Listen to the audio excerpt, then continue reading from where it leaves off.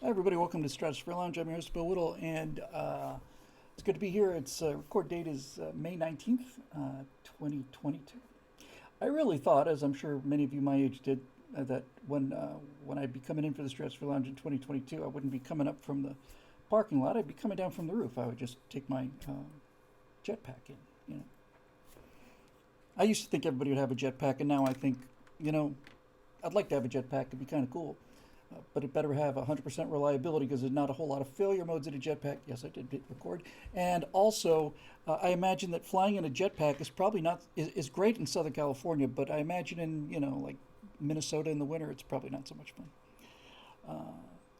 Speaking of jetpacks, I saw a video of I think it was Britain. There's a guy who's got a jetpack. And unlike the rocket-powered jetpack, this has got enough fuel. It's using turbines. He's got a major jetpack on his back, and he's got two little jets on his hands. He's kind of steering with his hands like this. And they were using it to show how fast this guy could go up well, in Britain they call it a mountain, British mountains, like an American, anthill, but that's the way things are. But just for rescue purposes, as a way of getting up this hill.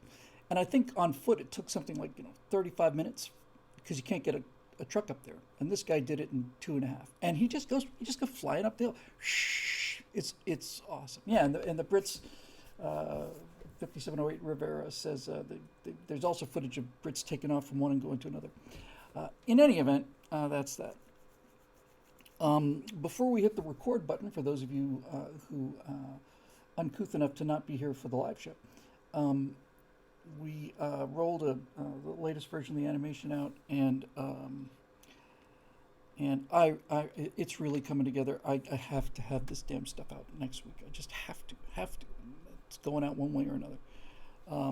Because as I was saying to the live gang here who took a look at it, this has got to work. We're really betting the farm on this, but I think it's a compelling argument. In any event, I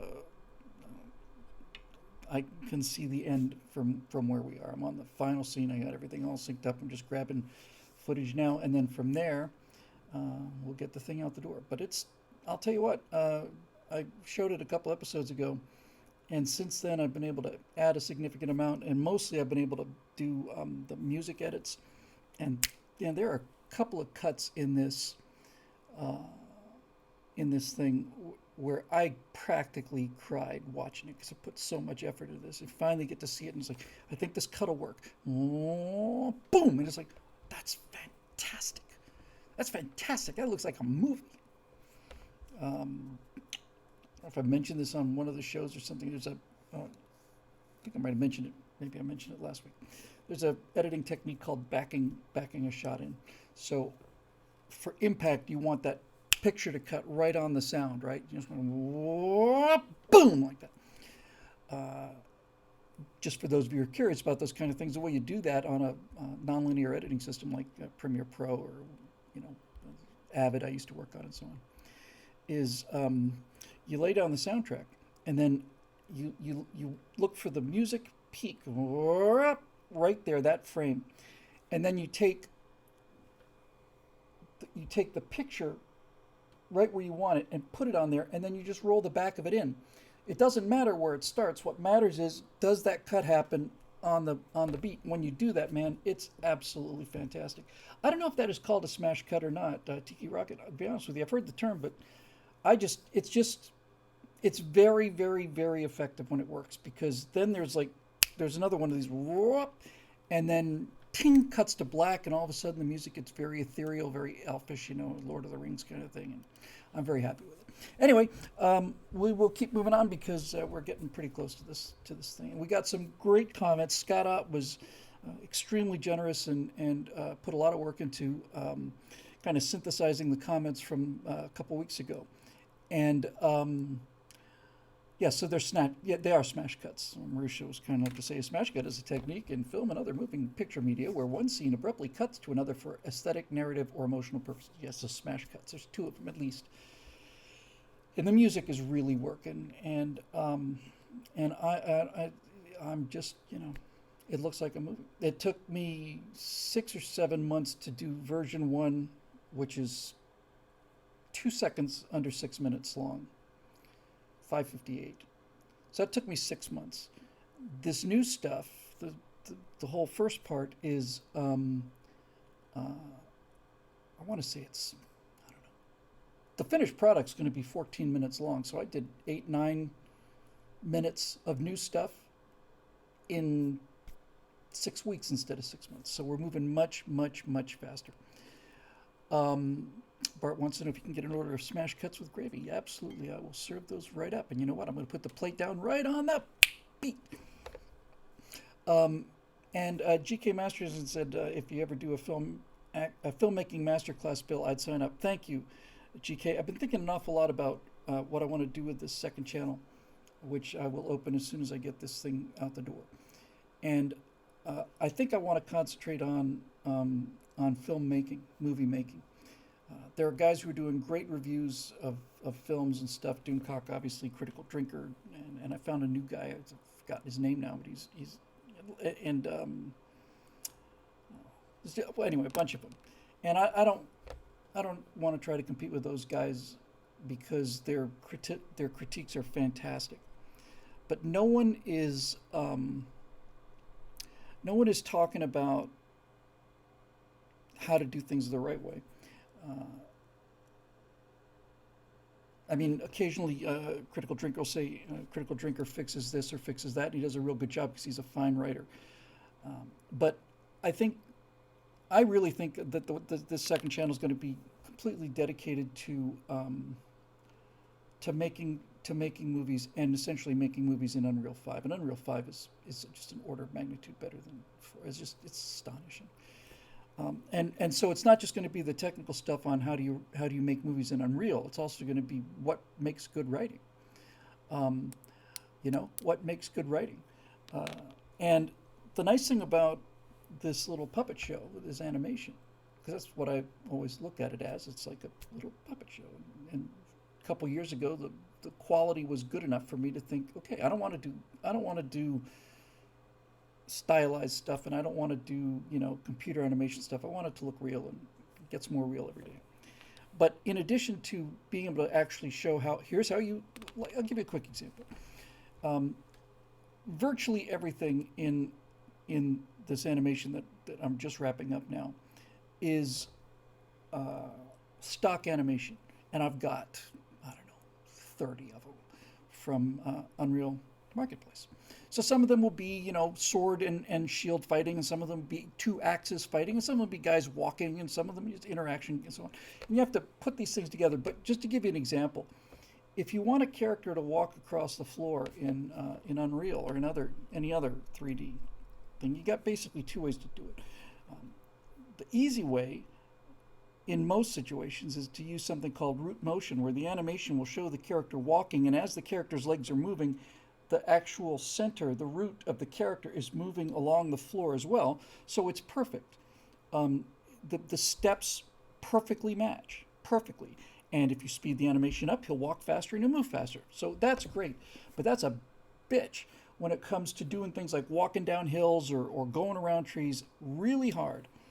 The other kind is called in place, where the character's doing a walk cycle and he's just in place.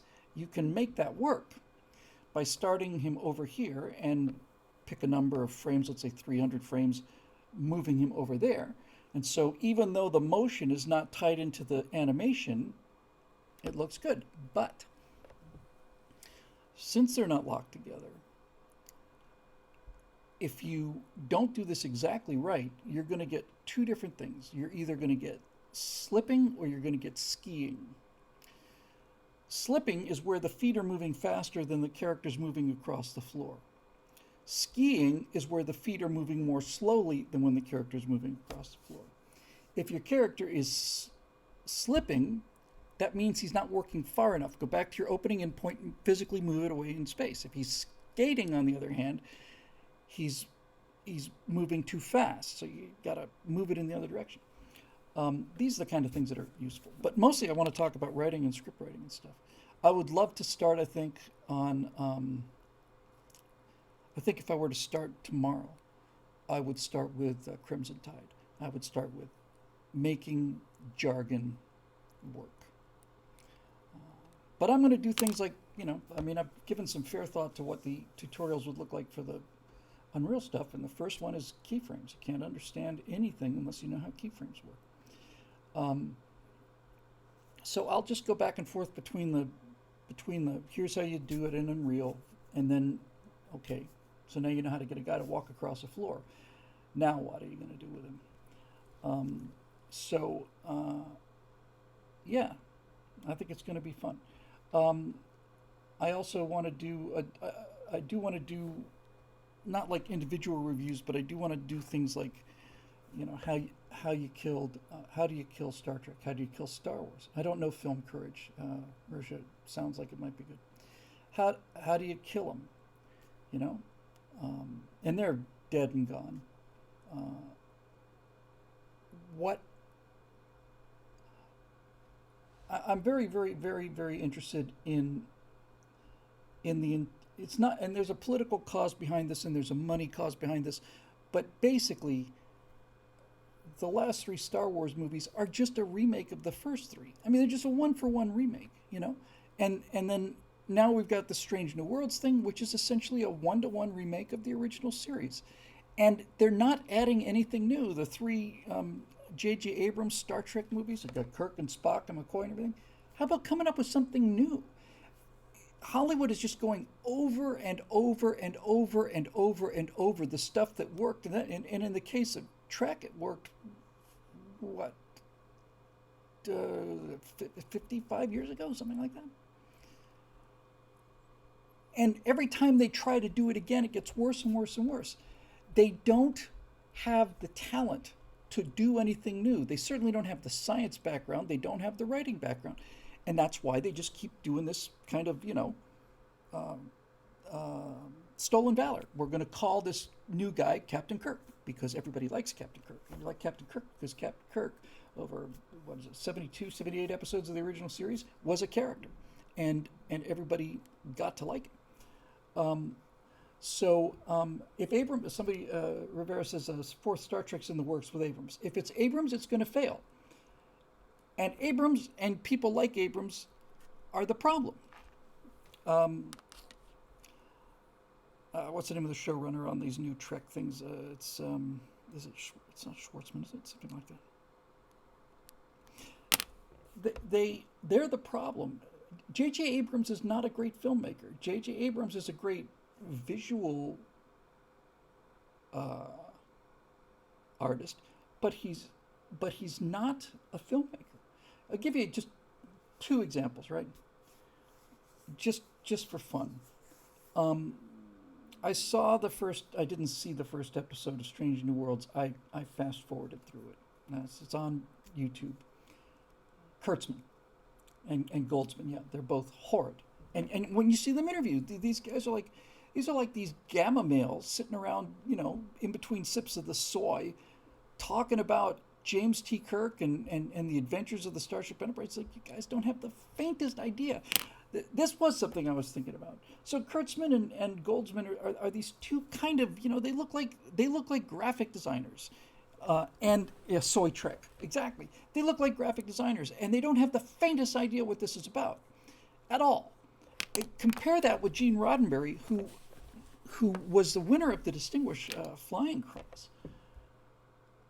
And my understanding was that he was also a police officer, or at least hung out with a policeman. This guy knew what this stuff was about. He was an actual male. He was an actual male who'd been in combat and who'd been out on the streets, and he knew what made it work. The reason that this new stuff is so appalling is because it's so gay. It's just so gay. I don't mean that in a pejorative way. I got nothing against gay people. I have a lot of gay friends, and I don't care what you do at home. It's none of my business. But honestly, that's what the problem is. It's just gay. When you look at Star Trek Discovery and you look at those uniforms, and you think this is what Star Trek uniforms would look like if God was gay. This is what they would look like. And all of it is like that. It's just it's just so soy. It doesn't know anything about what makes this stuff work. And since I've already probably got myself banned here and another strike on the channel, might as well go for it while we're at it. Uh, Gay, not gay. Yes, that's exactly right. The reason mostly that these female heroes, these female action heroes, don't work. I've thought about this and it finally just came to the realization. The reason that they don't work is because there aren't any. That's why it doesn't work. Because there aren't any. There aren't any females that go out there and kick down doors and beat people up. Just, they don't exist. And people know it. These leftists want them to exist, so they make these movies. There's kind of this wish fulfillment where these 5'2" women go out and beat the hell out of these big guys, but that's just their wishful thinking. There aren't any. Now we get to the good stuff. You can write, and people have written, excellent female action characters, but what do Ripley and Sarah Connor, who are both fantastic characters and who I was with all the way, what do those two female characters written by men, what do they have in common? What is it about them that makes it work? In the case of Ripley and Sarah Connor, what is it? Why do those two characters work? And Captain Marvel and Black Widow and all the people just no, I don't believe it. I don't believe it. Marion Ravenwood, that's a great thing. '88 from the first from Raiders of the Lost Ark. What makes those two work? In my opinion, there are two things that make Ripley and Sarah Connor work. One of them is they're scared. Merlin got that up right at the exact instant. They're scared. But the main reason I believe them is because they are fighting for their children. And that is where you will find women do unbelievably heroic things. It's a cliche because it's true. You know, it's men's job to go and run towards the fight, and women are supposed to run away. That's how it's supposed to work. That's what evolution wants, and it's what morality wants. But if it turns out that there's no one there to protect their kids, women will do unbelievable things. They have unbelievable courage. It just happens. It just comes out of nowhere. And Sarah Connor is just a waitress who's scared out of her minds, but this thing is coming to kill her boy.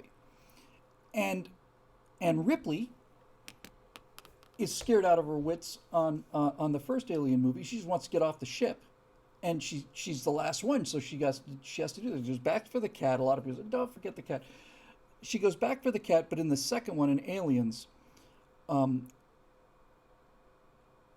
Newt is her daughter. If you haven't seen the director's cut of Aliens, there is so much there that explains so much that they cut out of the movie. But in Aliens, when Ripley wakes up, she's been gone for, I don't know, 58 years or something. And what about my daughter, who I left 58 years ago? Yeah, she died a few years ago. Oh, well, that kind of sucks. So Newt becomes her daughter, and when Newt is left there, taken, goes down into the water, and Newt's down in the basement of the atmosphere processor, and there's no one to go get her. Then Ripley says, "Look, it's either me or nobody. I would rather send Hicks, but Hicks isn't available," and that's why those characters work. That's why they work. And these writers, these modern writers, most all of them are big left-wingers, but nevertheless, they don't understand well, maybe they do understand the dynamic. They're determined to change it. They want women to be ass kickers. They're not. And even the people they're trying to sell it to know that they're not. Because, if you decide that you're the only time you're going to get a woman who's going to go into, a shark tank is to go rescue their son or daughter, well, that would mean that women are biologically programmed to take care of their kids and watch their kids. Now, I'm not a biologist, but when it works, and people know it. And as Mr. Plinkett says, you may not have noticed it, but your brain does. And so you can write tremendously heroic female characters. You just got to keep things real. And when you soften the men up, and when you toughen up the women, and people wonder, why doesn't this work? It doesn't work because nobody believes it, because it's a lie, because they're using this as a bludgeon to get you to believe the things that they don't even themselves believe. I'll tell you what, the best take on this, and then I'll get to questions. The best take on this I ever heard, ever, by far, was from Bill Burr. If you haven't seen his set about how Titanic is a horror movie for men, it's absolutely fantastic. But he's got it exactly right, you know. He talks about the supposed pay gap, and the pay gap is due to the fact that, you know, the 72 cents on the dollar. It's men work longer hours in more dangerous jobs. I saw a chart that compared the vocational fatality rate between men and women, how many people get killed on the job, and I want to say that of the total number of people who get killed on the job, 94% of them are men, something like that, right? But Bill Burr is one of my all-time favorites, and he's basically saying, you know, all these feminists are screaming about all the rest of this stuff. He says, until there's a fire in the building, in which case it's like, I'm just a girl. People just break up laughing because he's not kidding. He says that, hey, that extra dollar an hour is the surcharge. This is a surcharge that we get paid because if the ship starts going down, you get to go in the lifeboat and I don't. And it's just absolutely magnificent. It's the best kind of comedy because it's true. And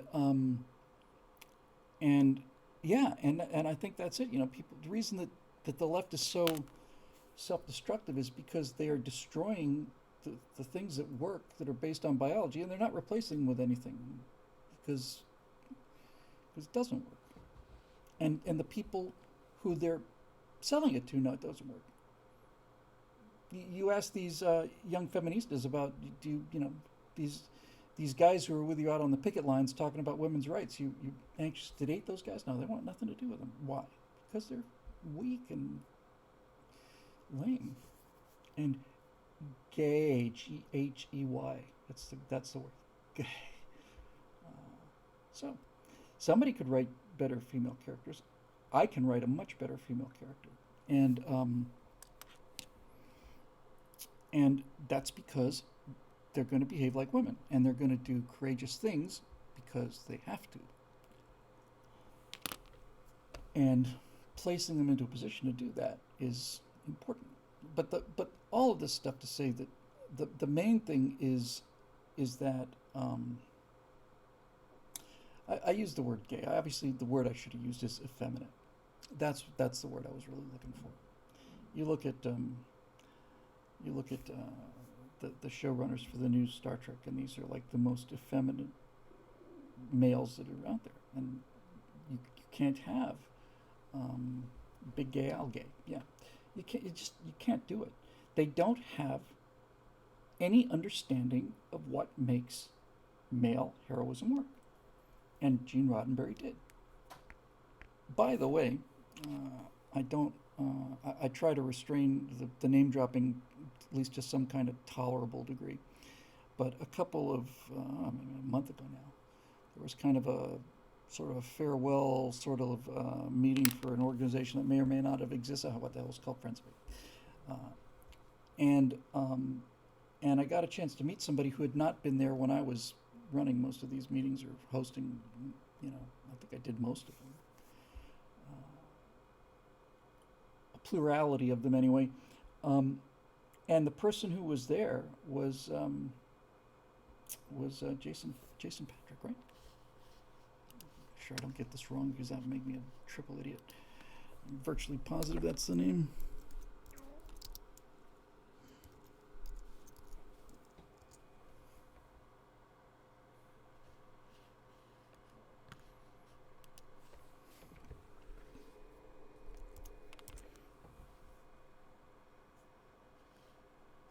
Nope, not Jason Patrick. Who am I thinking of? Give me a second. So I'm glad I caught myself before I made myself even more embarrassed. Robert Patrick, not Jason Patrick. Sorry, Robert. Yeah, I was sitting there having a lovely dinner with the Terminator, and I'll tell you what, he was just a really cool guy. It's one thing to sit, you're sitting there next to the Terminator, and and he said something about how he was joking, I think, but he said.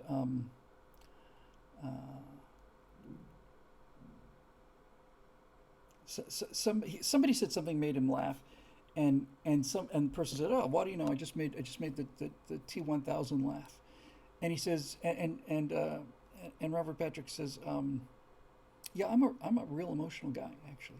After every one of those takes, I pretty much just started to cry because I thought they were so beautiful and intense. I'm sure it was pulling my leg, but nevertheless, it was an impressive thing to see.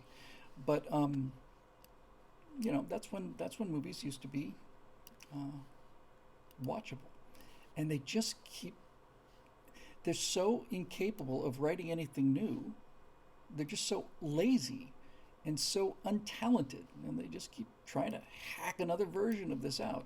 I was saying before about Strange New Worlds, the two things that I just subtle things really. Doomcock pointed out one of them. I think it was Doomcock. It was J.J. Abrams that put the Enterprise into a wormhole when it traveled, and I hadn't even really been aware of it. I just knew something felt wrong. But I'm virtually positive it was Doomcock who said, that's not how the Enterprise travels. When the Enterprise goes fast, stars start moving. And that's iconic. It's iconic. And putting it in a wormhole and having it just go out of space, that's not how the Enterprise functions. And you don't really notice it until you notice it. And then you realize, yeah, watching these things go, that's how they do the warp drive now. It's like they sit there and when they come out of the warp, they go, boom, boom, boom, boom, boom. That's new. It's Star Wars. It's not Star Trek. That's not how the Enterprise travels. You look at the Wrath of Khan, and that Enterprise just cruises. It just sails, and that makes it cool because it feels like a ship. I'll tell you a couple other things that original Star Trek didn't do and would not have succeeded. There would be no Star Trek if they'd made these fundamental mistakes. The original Star Trek show, when you saw combat between the two vehicles, they were never in the same frame. Now, that was conceivably a limitation of the special effects, but I'm not aware. Maybe I know the Botany Bay and the Enterprise were in the same frame, but that was a big deal. When they're fighting the Klingons, they shoot the phasers and the Klingons on the screen, but you never see the two ships in the same frame, which means that ship is far away. Imagine, you're in the 24th century and you can engage a ship at a range greater than, 300 yards. So the two things that they're doing now, which work on Star Wars, because Star Wars is fantasy. In Star Wars, you got these two gigantic cruisers, and they're what? They're separated by what? 100 yards, maybe? Green beams going that way, red beams going this way. It's an analog for something we know, and that the thing that feels familiar about that is that's how ships used to fight back in the days of sail. They would just get super close to each other and launch these broadsides. Okay, but I don't buy it for starships, and it feels wrong. And the other thing that they're doing, and they started this on Next Generation, and it's the only thing about Axanar that I just can't stand, is that the Enterprise is not a fighter either. Now you're seeing things where the Klingon will do this, and the Enterprise will roll over and it'll follow it, and going through the asteroid fields, and they're doing. It's not a starfighter. It's not a fighter. It's a ship, and you should treat it that way. And so when you do things like put it in a wormhole, it's like, why did you do that? Because you think it looks better? I don't think it looks better. I think it's much more cliche, and it's much more iconic to see. When the Enterprise is hauling butt, you see these things going like this, it's great. That's another thing, by the way. In a wormhole, you can't tell how fast you're going. In Star Trek, you could look at the screen, and if you're doing warp 2, the stars are doing this. And if you're doing warp 7, the stars are doing this. Simple. The other thing I saw that just made me realize how lazy these people are on Strange New Worlds. They go to this planet of the bad foreheads, which is, this is what Star Trek does. There's another alien species. Yeah, we got to think of some other new prosthetic that we can put here to make them look like aliens. So they go to the planet of the bad foreheads, and the Enterprise is at this planet, and they see it as a UFO, and the Enterprise is just hanging in the sky there, just hanging there, just like that. It's like, so if the Enterprise can do that, if the Enterprise can just hang in space like that, then okay, so it can never fall out of orbit, right? It can never do any of those things. The Enterprise doesn't enter an atmosphere. Entered an atmosphere one time, and that was an emergency. That on the episode where they pick up the fighter pilot and take him into the Enterprise. He's not important, but his son's going to command the Saturn mission or something. So you see this, you see this Enterprise just hanging in the sky like that, and at first you think that's kind of pretty, but then you think, no. Somebody said Dave Big Booty said it's in geosynchronous orbit. Dave, if it was in geosynchronous orbit, it would be invisible. It'd be a speck. So, 5708 Riviera says, how do you feel about it underwater? I thought I have to say, in Into Darkness, having the Enterprise underwater was cool. It's cool one time, but if you keep bringing the Enterprise into the atmosphere, then the reason that they did it, the reason that Roddenberry invented the transporter was because they did not have the budget to show the Enterprise landing every time they went to a new planet. They just didn't have the budget. He had to think of some way to cover this. We got a lot of stock shots and stuff. So how are we going to do this? I know. We'll invent this transporter thing. So, it just, everything today is so lazy, it's unbelievable. And I want to talk about the unlazy things. I remember when I was writing the Aurora script, and that movie will happen now if people sign up for this thing. I'll know that in a week.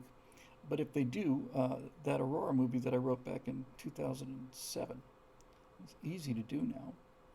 And I remember that one of the major adventure points is got these two HAB cylinders that are so you do this burn and they're in close, and once the burn has happened, you're coasting all the way to Jupiter.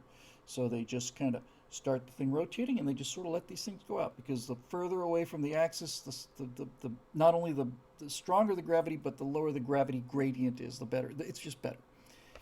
And I had these little capsules that would go back and forth out to these things. Great. And I had to have a scene where I had to have somebody try to escape from one of these capsules because it jammed.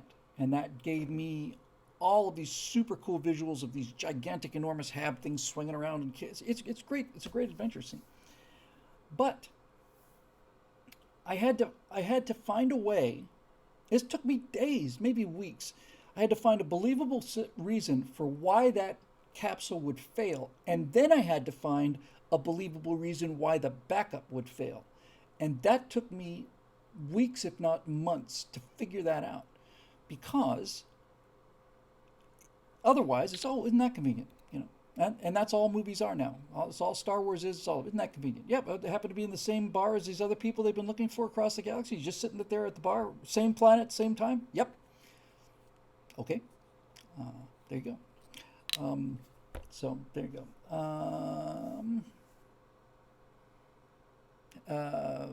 JWTD Kuda says, have you ever watched The Expanse on Prime? It's a sci-fi show. It was pretty good. It stayed grounded pretty well.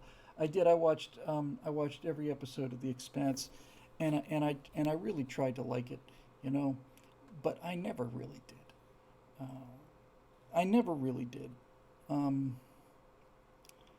First of all, it's like the United Nations. Really? Okay. Nah, I don't. No.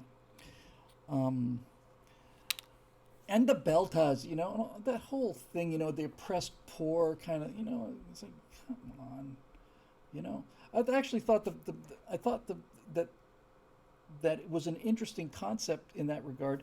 I didn't particularly like the ships, and I didn't like the presumption that we've covered the gravity problem because we're either always on a burn or we've got these magnetic boots. Okay. And frankly, I just didn't like the characters very much. I got to like them better, but I never got to like them. I liked Amos a lot. I think he was pretty cool. But generally speaking, I don't. It just, you know, didn't interest me. And spoiler alert, you got the last 2 seasons, maybe three, certainly the last 2 seasons. You got this renegade messiah-like terrorist leader of the Belters, and he sends these asteroids to hit the Earth, and millions of people die. Tens of millions, maybe hundreds. And I liked Miller too. Yeah, I agree with that. Beefire. I thought he was great. That actor's fantastic, and he's in the latest Daily Wire movie, something James. So you've got this guy who's killed tens of millions of people, right? You got 2 seasons of going after this guy. And so here comes the finale. And what happens? He's disintegrated by going through a barrier. Okay, it's kind of like Han Solo falling off the walkway, right? That's it. Thomas Jane, he's fantastic. I love Thomas Jane. Thomas Jane did a movie called 1921 or something like that. He's got this. He plays this Oklahoma farmer. It's a fantastic film. I cannot recommend it highly enough. But anyway, it's like, okay, so where's the emotional payoff for this, right? Where's the emotional payoff? You've just created the supervillain. Does he get killed by the Rocinante? No. Do our characters take him out? No. Does anybody get redemption by taking him out? No. Nobody takes him out. He's killed all these people that we liked. I thought, what's his name? Who is the character actor? He was in, I want to say, it was maybe the 3rd season. He was the older guy. He was a great actor, and they spaced him. Okay, now I want his death avenged. What happens? And it's like, oh, I just faded through this barrier and I got disintegrated. Well, that was no big payoff. And then this ultimate cop out with this son, his son and the woman's son. It's like,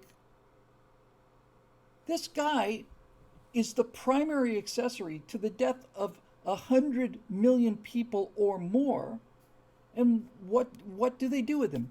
Well, he changes his name, changes his transponder, and goes sailing off.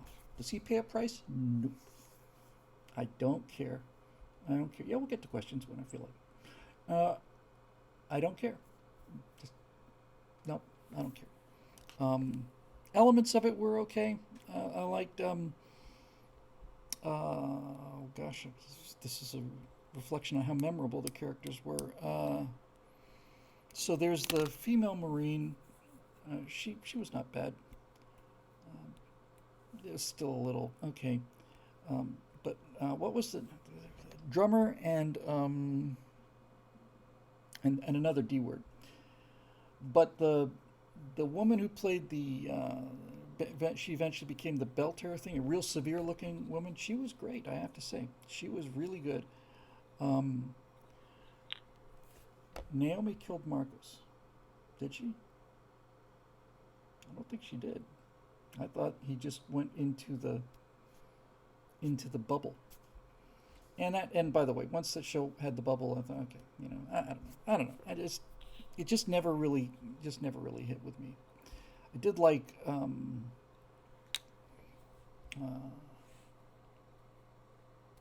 come on, Serenity a lot. And there's some of that is something I'd like to do. But anyway, okay. Well, we'll have a good trip there, Kuda.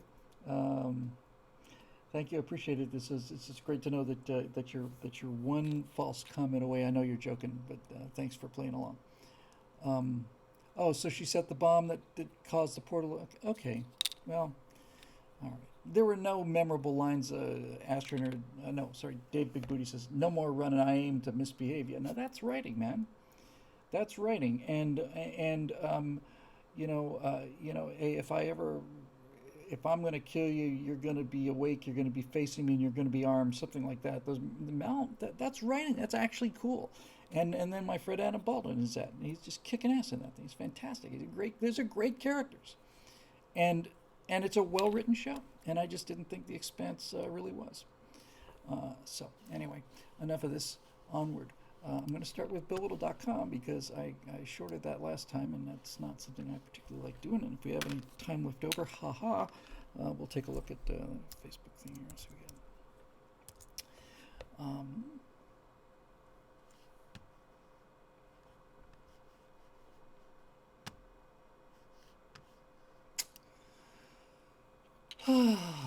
It's another one of these Bill Whittle. Idiot. And member forum. And Stratosphere Lounge questions and more. And here we go. Once again, Henry Lumley, and you're just just I can't tell you how much we appreciate you doing all this stuff. All right, here we go from JR. Topic. It's nice to get that. Tell them what you're going to tell them, and then tell them what you told them. Topic. Midterms and rhinos. Hi, Bill. Hey, JR. First of all, congrats to Natasha for becoming an American. Thank you, and thanks to all of you for the kind words. It really made her cry. She's just overwhelmed, and so was I. I was just so proud of her, and so proud of you too. So thank you all for that. I have no doubt she'll be a great addition to our country and will fight for and vote for freedom and patriotism. She will, and she's a crack shot too. It seems the Supreme Court leak overturning Roe v. Wade didn't move the needle in the polls toward the Democrats. It didn't. As a matter of fact, polls showed that Republicans gained a few points since then, and we are still poised to wipe them out in November. I did some piece on that, on how shocked I was at how little impact it had, because everybody said you overturn Roe v. Wade, it's the end of the Republican Party. However, Republicans are notorious for snatching defeat from the jaws of victory. Yeah, I've seen that happen. Or winning everything and then doing nothing to reverse the damage done by the Democrats, which then disgruntles conservative voters who then won't vote in the next election, causing Democrats to win again ad infinitum, and the cycle continues.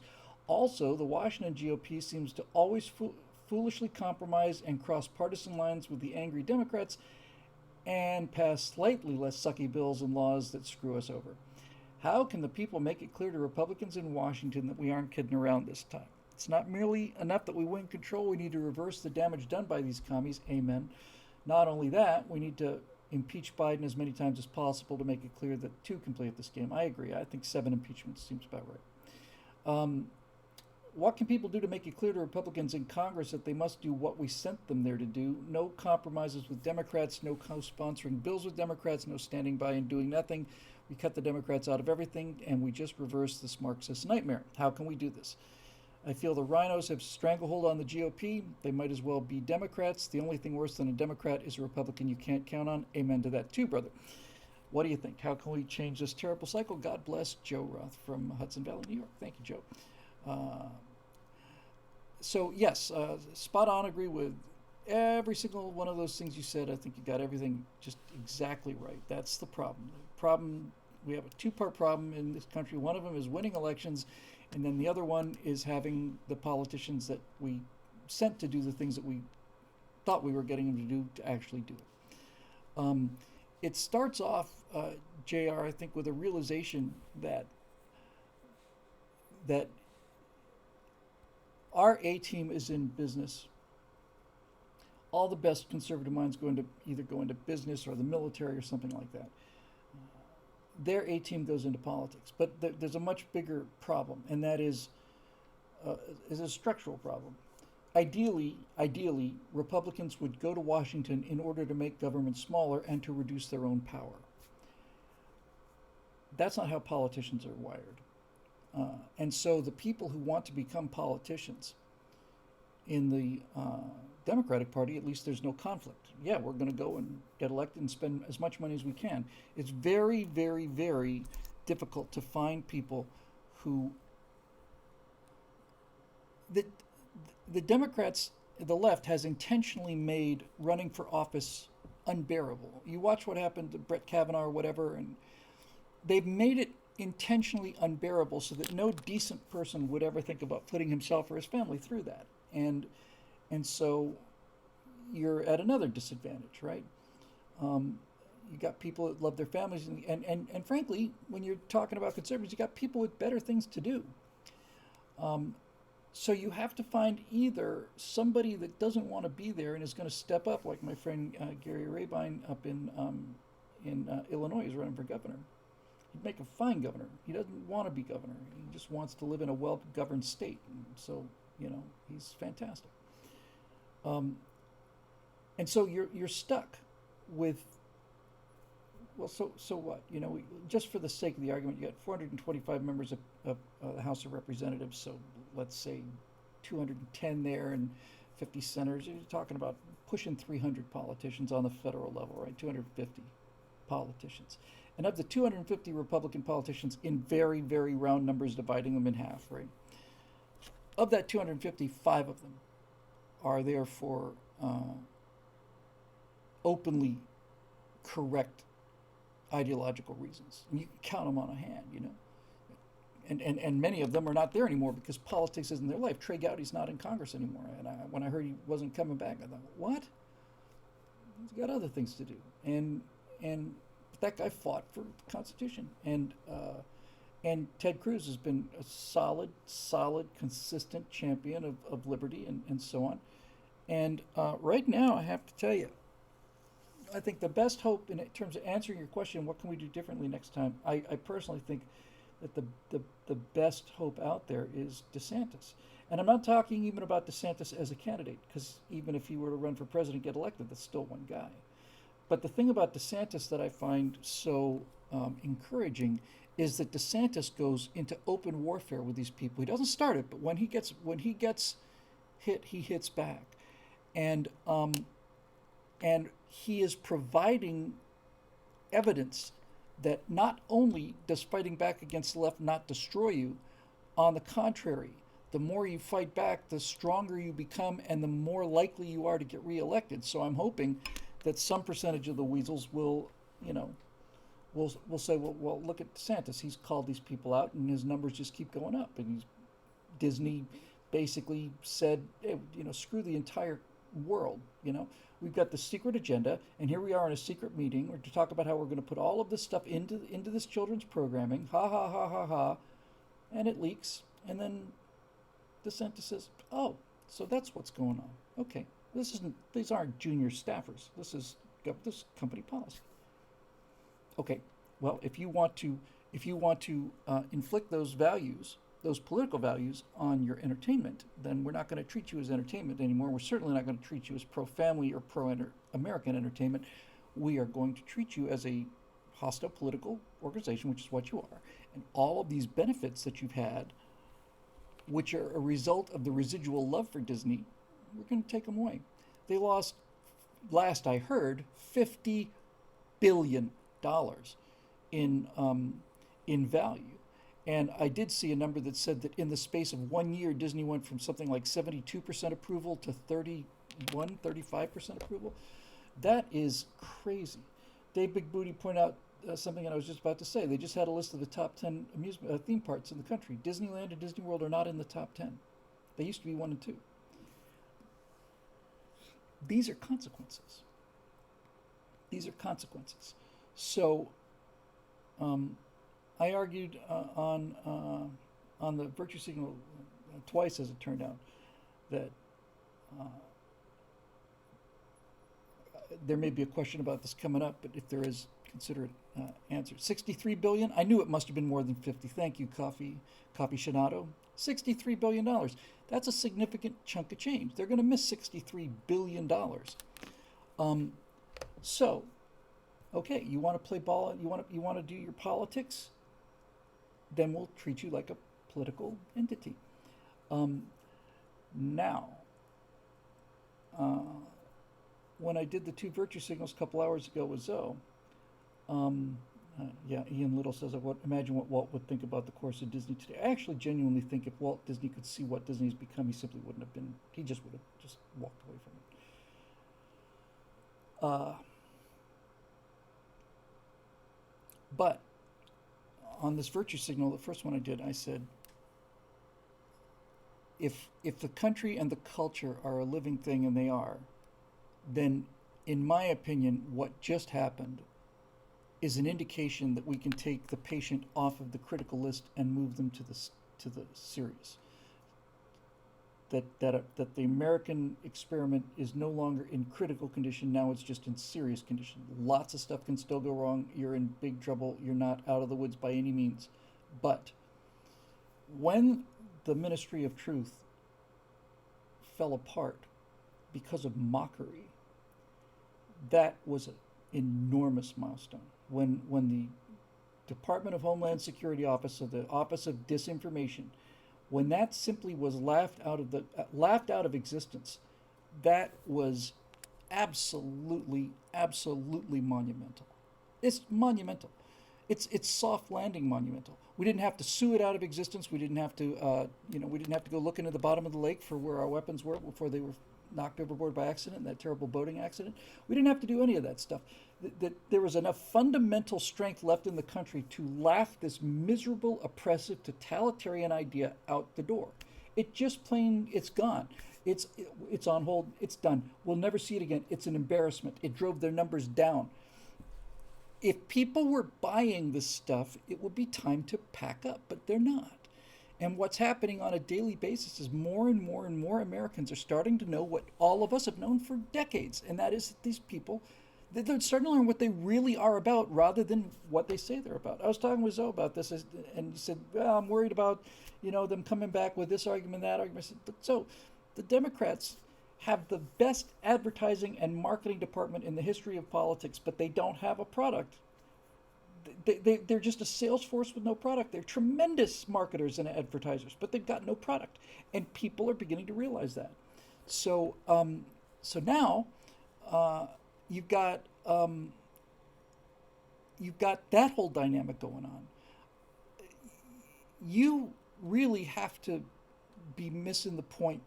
I mean, if you're a politician and look, let's say you're a Republican politician, your main objective in life, like all politicians, is to get elected and then get reelected into perpetuity, right? Let's just say. Okay, people like that, people who go into politics, are people who are willing to at the very least appear to be on the side that's winning. It's self-evident. People, and this is where the left really gets creamed. In fact, this is so common with the left that when you hear a left-wing politician coming up and talking about how he loves the country, and Barack Obama mentioning how he spent 1,000 Sundays listening to Reverend Wright, and he makes that announcement in front of a flag factory, there's 50 American flags behind him. He does that to fool the rubes, and the left knows that. They got Winko. We're gonna pretend to love the country just so we get elected. Once we get elected, then we will. We'll go back to destroying the country. Marusha was kind enough to quote me. The problem is the Democrats are giving out free candy and the Republicans are selling vegetables. And vegetables are better for you than candy, but it's not an easy sale. So if you stay with me on this, JR, if it becomes as obvious as it is to me and to you, and I think is getting widely accepted out there, that woke is finished, that woke is a catastrophe. Not only is it a catastrophe, but that everything is moving hard right. Everything is really moving hard towards conservatism, and the Roe v. Wade thing is just the icing on the cake, right? It's like this was the third rail. You do this, and it's the end of the Republican Party. The middle of the country will go hard left if you repeal Roe v. Wade. No, Republicans gain 4 points. Even rhinos should be able to see this, right? So even if your entire mission in life is to get reelected, at least for the moment, that's the direction the tide is moving. Be conservative, and you'll get elected. Be woke, and you will lose your election, or you'll lose your seat immediately after. How many Democrats just aren't even running now because they know what the numbers are? I consider that to be just smart. They're good politicians. A good politician says, I've decided to spend time with my family. A good politician would rather walk away from an election than get into a fight they know they're going to lose, and they're going to lose all of this stuff.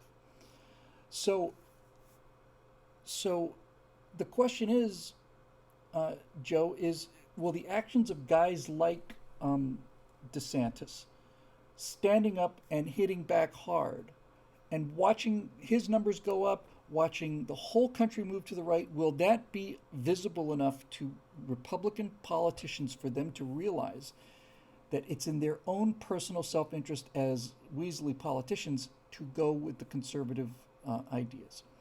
Because this idea about being friendly to these people, if we're nice to them, they'll be nice to us. How many times does Lucy have to pull the football away? Every time, apparently. That's the answer. By the way, speaking of pulling away the football statistics, I just had a small thought not related to anything. There's some guys out there with got some smart people watching the show. Statistically, does anybody know statistically what the chance of you plugging in a USB device is the first time? What are the statistical odds of plugging that USB device in correctly the first time? Well, I've done some research on this, as it turns out. And the answer is it is 0%. There is 0% chance of plugging it in right the first time. What's the percentage chance of plugging it in right the second time? It's about 30%. Because you miss it the first time, then you flip it over, and then it doesn't work that time either, and then you realize, I didn't do it right the first time, you flip back again, then you get closer to 100%. Just thought I'd throw that out there. John Pershing, 3 times every time. You beat me to it. Exactly. You put it in, doesn't work. Flip it over, doesn't work. Realize, it just wasn't going the first time. Look, I'm a guy who remembers the day when you had to set dip switches for each one of your different, what's the word? It's not assets. Printers and all the rest of the stuff. So I'm happy about USB. That's fine. But man alive, I just, honest to God, don't know how many times. Happy birthday to your sister, Eric. I don't know how many times that's happened, but it's 100% of the time. With that said, they're really, really good. Yes, with one side has the USB icon. I agree. And if you look at it, they do. And the problem is that they're printed. They're not printed. They're stamped. Okay, so which side has the USB icon? Is it this side or is it this side? This side, this side, this side, this side. Now, it turns out it's that side. Now, if they made these things white, or if they, if they put a red dot on the top, problem solved.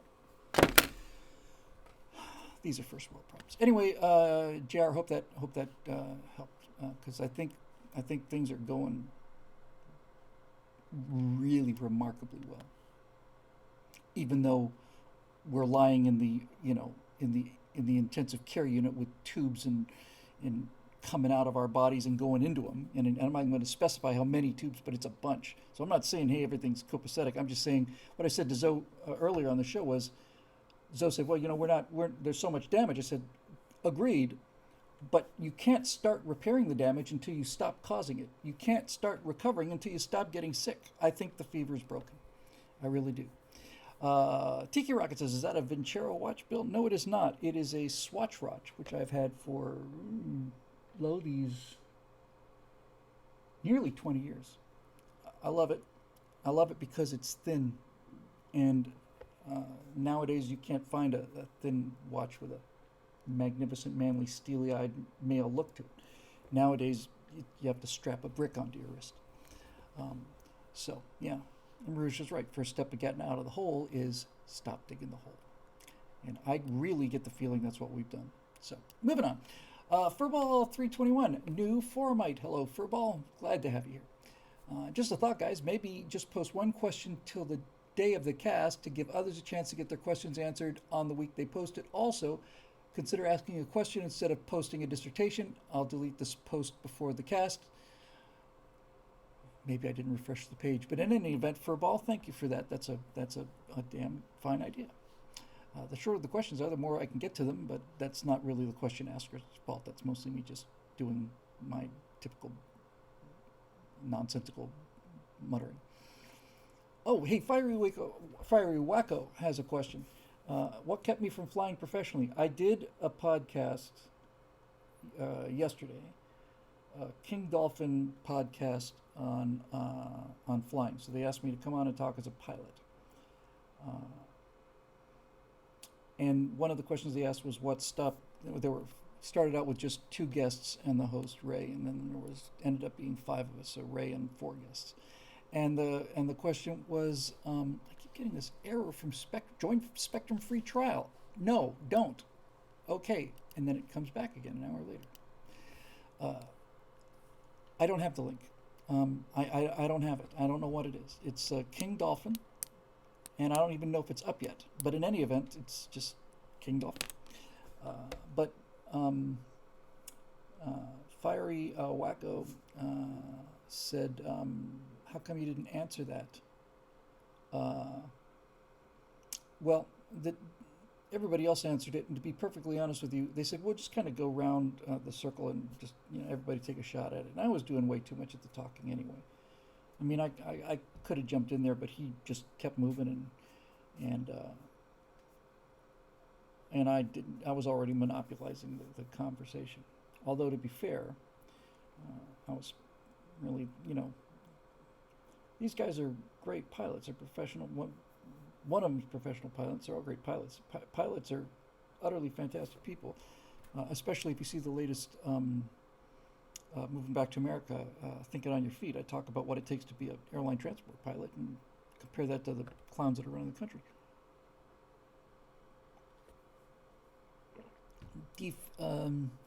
AB has it. I will put it up so that we can post it along with this Stratosphere Lounge thing. There we go. Yeah, 2 hours and 4 minutes. Look at that. And right now, it's at virtually unbelievable 44 views. But it was nice to be able to talk about being as a pilot. Anyway, so the question that went around was, why aren't you a professional pilot? And there was a professional pilot there, and then a guy who was in civilian air patrol, so we fly a lot, and then there was a guy who was a relatively low time guy, and me. So that's all of us. And I'm glad I didn't get a chance to answer because I didn't want to offend the professional. But if they'd asked me straight out, why aren't you a professional pilot? Why don't you fly for a living? My immediate answer would be because I really enjoy flying. That's why, because I love it. And that's the last thing I would want, is to turn this into a job. And one of the members of the panel got pretty close to that. The younger guy, newer pilot anyway, said, I'm not really a big fan of having to get up at 5:30 in the morning to drive down or wake up in an airport hotel to take a bus to the airport while it's dark, go sit in a very nice jet and have a list of exactly where I'm going, exactly when I'm expected to be there. It's I don't want to say it's not flying because the view is spectacular. The office view is tremendous, but it's not really flying. And one of the things we did have a good conversation about training, and how training is really taking a beating in this country. It's not bad yet, but it's heading in that direction. And I basically said, listen, if you're a private pilot, one of the toughest things you have to deal with is, and I mean really, it's extremely hard on the ego. If you've ever flown an airplane, especially a light airplane with a fundamental autopilot, just like a wing level even, it's just astonishing how much better that thing is at flying that airplane than you are. If you're on a course, it just tracks the center line, and you look at a GPS plot, and you can see here's me heading in this direction, and then here comes the GPS, and then here's me again, and here's the autopilot. But to be perfectly honest with you, we are very nearly at the point where jets can fly from one place to another without a pilot. Honestly, just Certainly, unmanned drones are doing it, and with the exception of the takeoff, the entire flight's automated. And when you turn a jet, you don't turn the jet anymore. You turn the dial. You basically, departure says turn right heading 310 degrees. You don't turn the plane and look down and wait to get to 310. You reach up to the panel and you get to the autopilot and you spin this thing to the right until it says 310, and then it just turns. It turns perfectly, and it will fly right down 310. As a matter of fact, there was a particularly strange accident that occurred many years ago over the Amazon in Brazil, and it was a midair collision, and it was I think it was a Learjet. It took the wing off of, or most of the wing off of a 737. 737 went down. Everybody on board killed. Learjet landed safely. They were out in a very distant area where the radar coverage wasn't good. The Learjet had requested a non-standard altitude or had been given a non-standard altitude. I don't remember which, but the Learjet was on because east is odd, west is even. If you're traveling from 0 to 180 degrees, you fly at 17,000, 19,000, 21, odd numbers. Going the other way, you're flying even numbers, so that head-on traffic has 1,000 feet separation. You almost never hit a plane by overrunning it unless you're chasing my plane, which has a calendar and 7 airspeed indicator, the plane I used to have. But this particular accident happened because both of those aircraft were on autopilot, and GPS was taking them down the airway so accurately. GPS is good to 4 feet, and both of them went right down the center line of this airway. And okay, so they hit each other. I've heard now that a lot of guys specifically give themselves just a little bit, you don't want to get more than, you certainly don't want to get more than a mile off of your airway, but just dither it a little bit, just get it a little bit off. I think that's probably the way to go. Anyway, so my point was about the professional flying is that the planes essentially fly themselves from point A to point B, and they, generally speaking, do a better job than we do. The reason there are pilots on board airliners is in case of emergency. And the problem is that we're not training. That's not true. That's not true. We are training guys. We have the best. We've done 21 years without a fatality, without a crash of a major airliner in the United States. 21 years, that's 40,000 flights a day for 2 decades. It's a perfect safety record. You can't improve that. It's perfect. It's astonishing. It's the most astonishing thing in modern society. Nobody talks about it, but I think about it all the time. No airplane crashes in this country on an airline, with a jet, big airliner. It's not crashed since 2001, and there's a lot of reasons for that. But Sully is a perfect example. The reason he was so lionized, and rightfully so, was because Sully was exactly why you put a human in an airplane. And I saw, needless to say, I read the entire reports, I saw the movie, and I have a pretty good feeling that if Sully wasn't in that jet, then his co-pilot would have done a good job too. By the way, for those of you interested, since the question came up in flying and so on, I can tell you the moment, if you watch the movie or if you listen to the transcript, I can tell you the exact instant where those lives were saved. The second I heard it, I knew that instant was when they were going to be okay. And that is when he calls in. He says, we lost both our engines to bird strikes, and the JFK LaGuardia. I think it was LaGuardia. LaGuardia Tower says, okay, you got Tetersboro 4 miles off to the right, and so on, and Sully says, unable. That's the instant where that plane was saved. Unable. In other words, Sully knew, I'm out of engines, and now I'm in a glider, and now we've got a limited pool of energy. And if I spend this energy correctly, then I will do what needs to be done to survive this accident, which is, I'll explain in just a second. But if I start trying to go to places that I don't have the bucks for, the energy bucks for, then we're gonna stall the plane, or we're gonna fly into a cliff. We're all gonna die. Fatalities in aviation are caused by two things. They're caused by the speed of the impact, but much more importantly, they're caused by the angle of the impact. So what that means is that if you it doesn't matter what airplane you're in or how good a pilot is, if you hit the ground at a 15, 20, 30 degree angle, anything higher than that, bad day. Nobody survives a 90-degree impact with the ground. No one ever, ever. But if you can reduce that angle, then your chances of survival go up astronomically, and the slower you can do that, even better. But if somebody asks me, would you rather hit the ground twice as fast or at half the angle? I'll take half the angle every time. So, what Sully realized was that he only had so much energy in the airplane. He's got airspeed and he's got altitude. He's got kinetic energy, he's got potential energy. He can convert the potential energy into kinetic energy, but he's just spending money. He's not getting any deposits into that account. The amount of energy that aircraft had when those engines went out was the maximum amount of energy bucks that he ever had, and he knew that I'm not getting any more. I've got to spend what I've got wisely, and I cannot afford to get to one of these airports, so therefore, now what are we going to do? Okay, now we're not going to make an airport, so where do we land? I have no doubt that if he was out in the middle of nowhere, he'd put it down on a freeway if the traffic was light enough. He's not going to kill people on the road to do that. So, okay, the Hudson.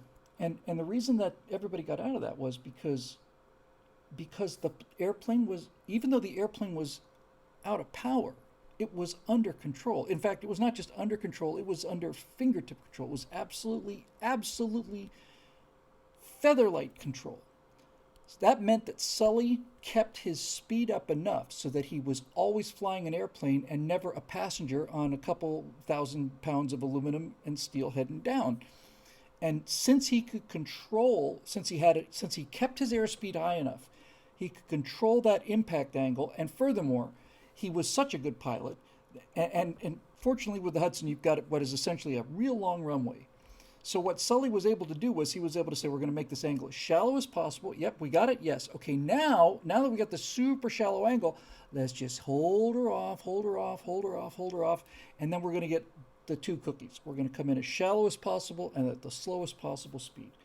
And that's just what pilots do. And did he have full flaps? No, he didn't have full flaps. He had some flaps. There is a flap setting that is the best setting for trying to go as slowly as possible for landing, and then there's another one for all this stuff. I did see the Sully movie with Tom Hanks. I generally liked it. I certainly liked the recreation. What they did to him was shocking and shameful, and it was great. Lady Hawk says he kept the nose up. I'm not trying to be difficult. To be perfectly honest with you, what he really did was he kept the nose down. Right? This is how people get killed. I see it all the time. I didn't bring it up on the show. I thought about it prior to the show, and it was not appropriate to bring up on the show, but it bears mentioning since I was asked. And the question that would have been interesting to ask would have been, do you know anybody who's been killed in an airplane? And the answer for me is, yes, I do. I know two of them. Were they close friends of yours? No. But they were people who I would walk into a room with and recognize and say hi. I knew two of them. Two people I knew killed in airplanes. And both of them were killed because they one of them did something stupid, really stupid, and he was a high time instructor, and the other one let the reptile kill him. As I've said many times on the show, my flight instructor's name is Jeff Larkin, who occasionally watches these programs. He's not only taught me how to fly well and give me a love of flying, he has saved my life on at least 3 occasions and probably more. On a second lesson, we're walking out to the glider, and I soloed on the 4th of July in 1991, and we're walking out for the second flight lesson, and he said to me, Bill, here's the thing. If things go south up there, your reptile brain's going to take over. It's going to be so scary that your reptile brain's going to take over, and my job is to make sure that the reptile knows what to do. I thought, that's the best advice I ever heard in my life, ever. So that's how we trained, constantly. Rope breaks. You don't lose an engine very often at all, but in a glider, you lose the engine because the rope breaks. That's fairly frequent. That's kind of like every 150, 200, 300 toes. That's relatively common. So the first thing we practice is rope breaks. We're behind the tow plane, we're hooked up, off we go, wag our little rudder, and we're going off, and we start rolling down the runway, and we got much more efficient wings, so we start flying a long time before he does. We're flying 4 feet above the runway, and he takes off, right? And we start banking out, and as we start the bank, and flying in formation, my first solo flight ever. 7.5 hours of instruction, and on my first solo flight, I'm flying a formation flight, flying behind this tow plane. And so we would go up there, and he would say, okay, we're going to practice a rope break. And there's a release from the front seat, there's a release from the back seat. The instructor's in the back. Okay, all right, ready? Here we go. And pulls the thing, and rope is turn around, turn away from the terrain, and go back and land. You never want to try that on a heavy wind because you got a tailwind component. That's what you'll do if you have to, but for training purposes. Okay, so we would do rope breaks at 1,200 feet, 1,000 feet, something like that. And I said to him specifically, I said, Jeff, how low can we do this? In other words, how hard can we train without getting hurt? I said, we'll see. So we started doing them at 800. Then we started doing them at 400. Rope break at 400 feet is challenging, and we might have done one a little lower than that. And by the way, when they give them to you after the first one, they don't tell you it's coming. You're just sitting there. You ready? Yeah, let's go. Okay, let's go flying. Poof. Looks like you lost the rope. Okay. My point is that because of the amount of training I had and the expectation of the rope break, the reptile on my head instantly knows. You lose the power, get the nose down. Immediately. Vibration, anything, nose down. Because if the nose is down, you're in a glider. And as long as you're in a glider, as long as you're moving above the stall speed of the airplane, you have control over the airplane. You can control the angle of impact. You can control where you're going to land. But if you don't do that right away, the second that engine goes out and your nose is up, you are losing that energy out of that box and you're not getting it back. So instantly, nose down. And now we're gliding. The guy I know who got killed lost an engine over the airport, and he as John Pershing says, instinct is to pull back. You got no engine, you want to pull the nose up. You want to keep the nose up. You don't want to crash the airplane. That's how you get killed. You keep the nose up, and you keep the nose up, and you keep the nose up, and the money isn't there. It's not there. The energy is not available, and it cannot be made available, and you have to understand that the second you get into your plane for the first time. Is that in that situation, you have got in the bank what you've got when that engine goes, and you will never get any more of it. So, Lady Hawk says, I thought Sully was trying to keep the engines out of the water. What he was doing was he put the nose down immediately. That's the first thing he did, got the nose down, set up the glide, realized he's going in the Hudson, and then once he's got the angle made, once he's no longer going to go in like this, he's got the angle made, then he's keeping the nose up at the last couple seconds, because what he's really trying to do is bleed off as much speed as possible. He wants to ideally, and I think he pretty much did this, what you want to stall the plane into the water at a foot above the waterline, right? You just want it just as slow as possible when it stops flying. But I know one guy who was in an airplane with 3 other people, and they were over the airport, and he lost his engine, and he tried to, I don't know what he tried to do, but whatever he tried to do is he tried to keep the airplane flying when he didn't have an engine, and he ran out of airspeed, and the plane stalled, and it went straight in, just like that.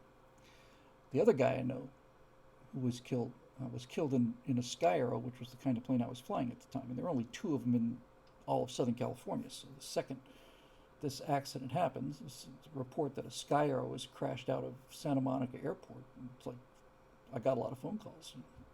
It's a very unusual, rare airplane, beautiful airplane. In fact, it's such a beautiful airplane. I'm going to just grab a web picture of it just so you can see it, because it's just a cool little bird.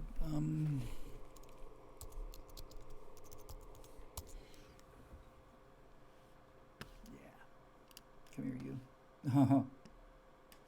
This is my airplane. Here you go. Enjoy. Let me make that a little smaller. I love this plane, and the reason I love it so much is because it's a pusher. The prop's behind, and you can see that it's got a canopy the way God intended.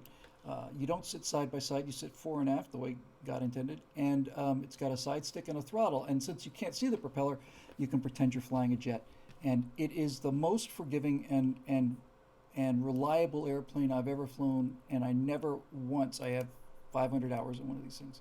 And I never, ever, ever, ever had a hiccup. Not once. Just absolutely loved that aircraft. Slower than Christmas.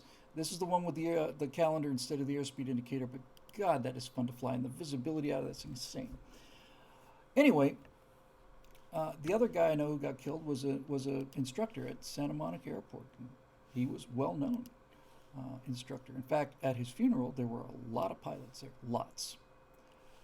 And this guy was. I don't think it was his airplane. I think he was flying it or something. Anyway, he had access to it, and he said, "Hey, Bill, thinking about getting a Sky Arrow in here. Can we go for a ride in yours? Absolutely, get up front, no problem." So he rode in the front of mine, and then when his Sky Arrow came in, he let me ride in his. His had the light sport version, which is a little bit lighter, and that made a difference. A thinner canopy and just shoulder harnesses and a lap belt, but no crotch straps. It was not quite as much of a restraint system. So we went flying with this guy in his Sky Arrow, and he starts going out over the Pacific there off the coast and starts doing low and slow circles at about 300 feet. And I said, I'm not going to mention his name. I said, we're going to stop this right now. I am not comfortable being out here like this. I do not like this at all.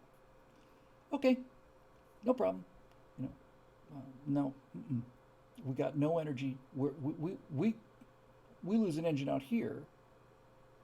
We're going in the water, and we're not far off of land, but we don't have any options now. We put it down on Pacific Coast Highway. That plane, I can land that plane in a flower garden. It lands so slowly. But he was doing circles out there real low, and I just said, nope, not for me. We are going up or we're going back. One of the two. Oh, no problem. Yeah, okay, great. So my comfort zone and his comfort zone were different. And then next thing you know, a couple months go by, and I hear that there's been a crash of the Sky Arrow right off of Malibu Pier. Witnesses said they saw the plane making low turns, and they overbanked it, and it stalled, and it went into the water. He was in the back. There was either a student or a friend of his in the front. Because it was I think it was because it was a light sport version. When it hit the water, it hit at a steep angle, and it hit so hard that his shoulder belts tore the bulkhead out of the back of the plane where they're attached. Just that kind of force. The person up front survived.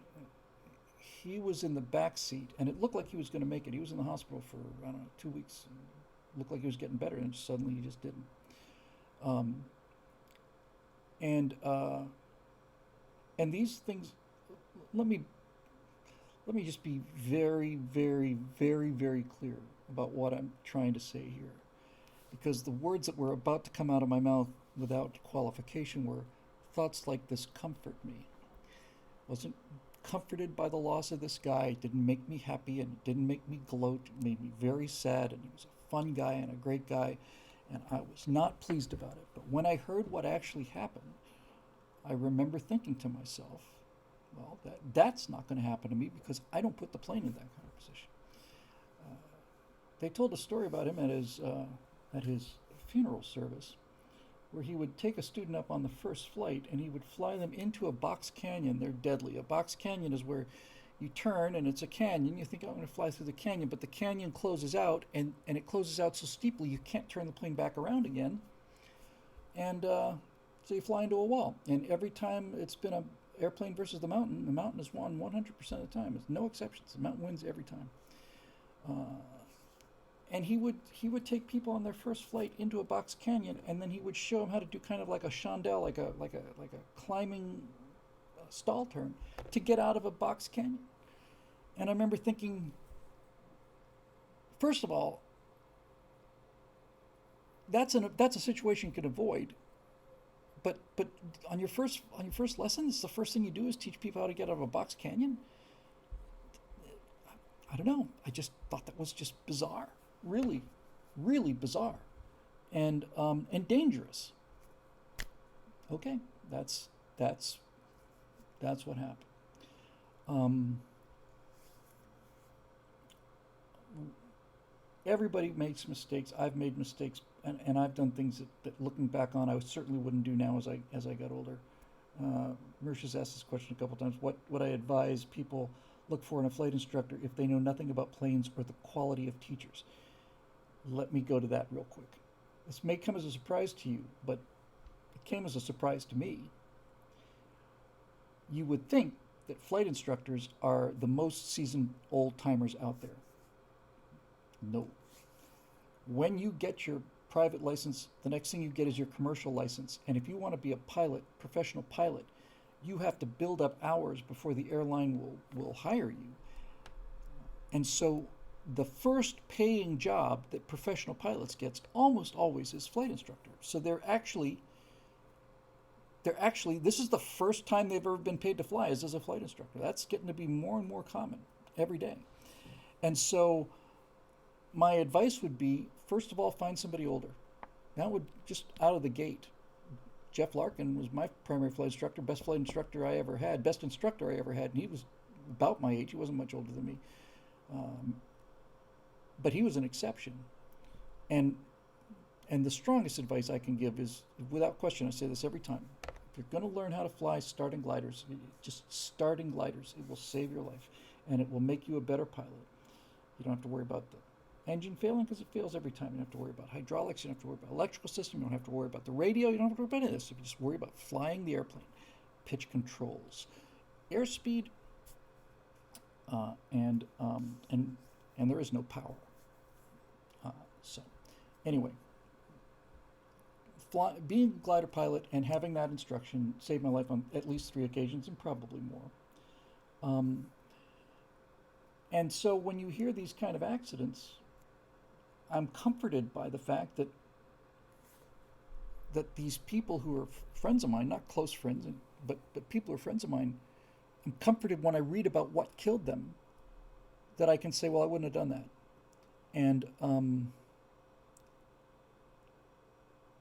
And you can always get in trouble, and you can do dumb things. I can make this very simple, and we'll move on. One of the things that Jeff said to me fairly early in my flight training is, he said, Bill, you're going to be fine up there. I said, what makes you think that? He said, well, first of all, you're really switched on. You're really enthusiastic. You want to go train. You want to train to the limits that we can train you. That alone is good. But he said, basically, your skill level is out here, and your worry zone is here. In other words, you start to get scared way before you reach the limit of your ability to fly the airplane. The people who get killed are people who have a skill level here and their worry zone is here. They don't start to back up and start until they're really deep in trouble. And I thought that was a profoundly good way to to do it. You should be nervous before you should be nervous enough to get out of a bad. Here's all of flying. Right? Anything you want to know about flying, it's in this next sentence. The superior pilot uses his superior judgment so that he doesn't have to use his superior skill. That's flying.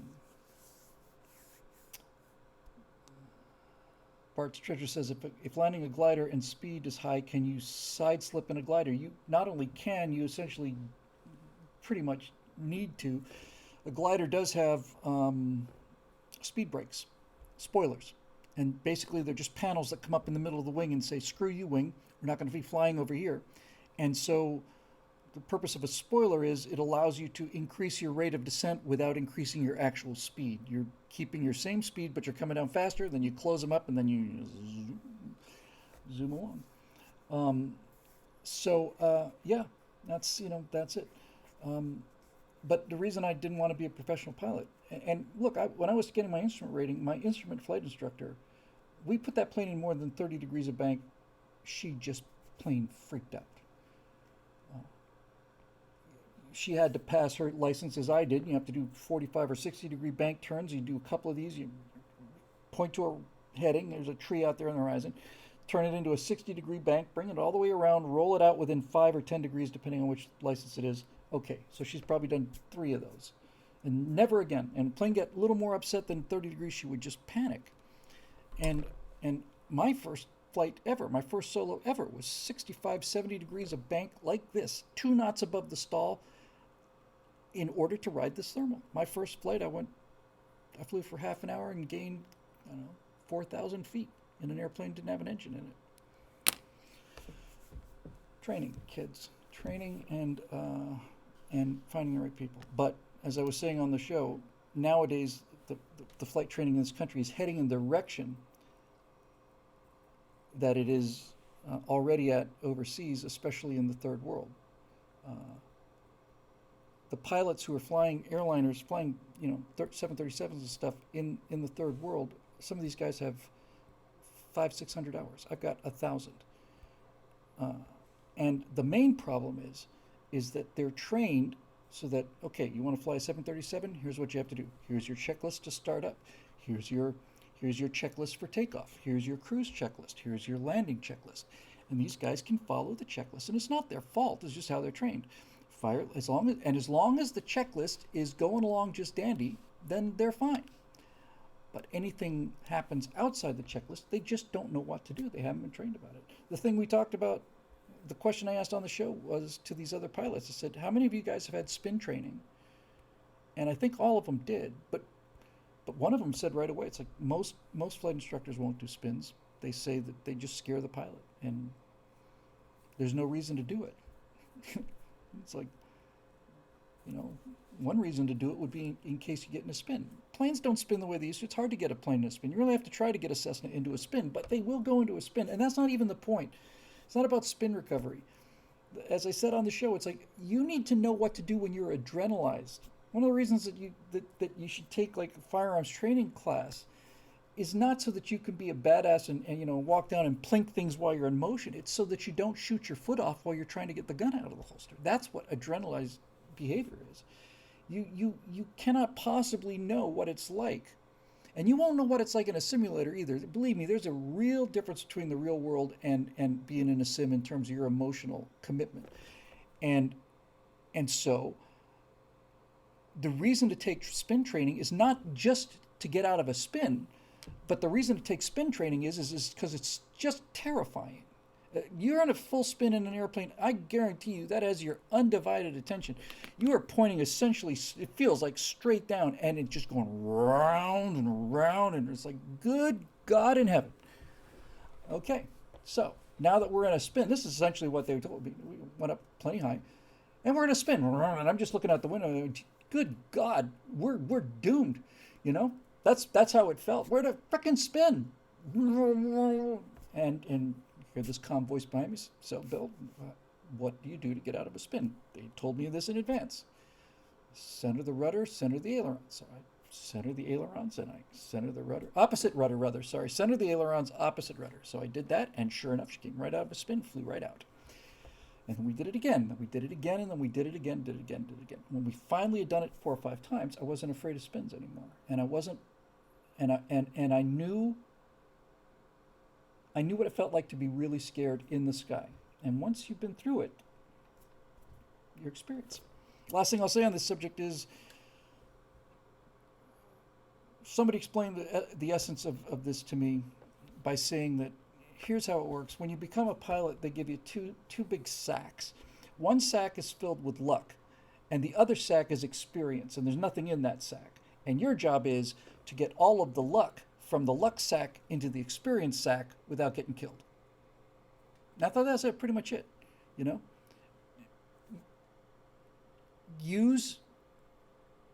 Don't try to read about the mistakes of other kids. You're not going to read about the mistakes other pilots make, kid. You're not going to live long enough to make them all yourself. Worked for me. All right, here we go. Moving on, G.K. Masterson. Here we go. What a fine fellow. See what I did there? G.K. Masterson, who is a woman, and quite a fine woman too, I have no doubt. Now that you're close to done with the animation project, are you still thinking about getting into the gaming community? No. Um, if so, that's something that I've been setting up for myself and be willing to do for or with you so you wouldn't have to take on what will essentially wind up being just as much work doing your political commentary. If you want to know more about how to get going in that arena, I'd be happy to discuss it with you via email or phone or whatever because it's a lot. I'm sorry about the flip answer there. Um, uh, Needless to say, I need to be involved with the gaming community, and I spent a significant amount of time in about 2 years. I want to say maybe a little less, playing an awful lot of Star Citizen, and I eventually just uninstalled that because I wouldn't get anything done. But I needed it. I really needed it. It was a huge mental vacation for me. But look, video games eat time, and to me, it's kind of like having Reese's peanut butter cups around the house. You know, it's like if they're sitting there on the table, I'm going to eat them. So the best way to not get fat for me is to not buy this stuff. Just walk past it in the supermarket one time, and then there you are. So, so I like Star Citizen a lot. I haven't played it in 3 years now, something like that, at least I would say.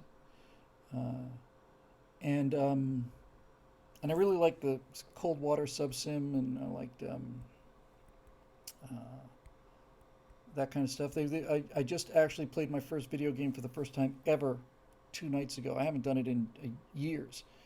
And there's a pretty good sub simulator called Cold Waters. And the reason I decided to fire it up again was because they finally allowed you to command instead of a submarine, you could command an Arleigh Burke class destroyer. It was a mod that they added.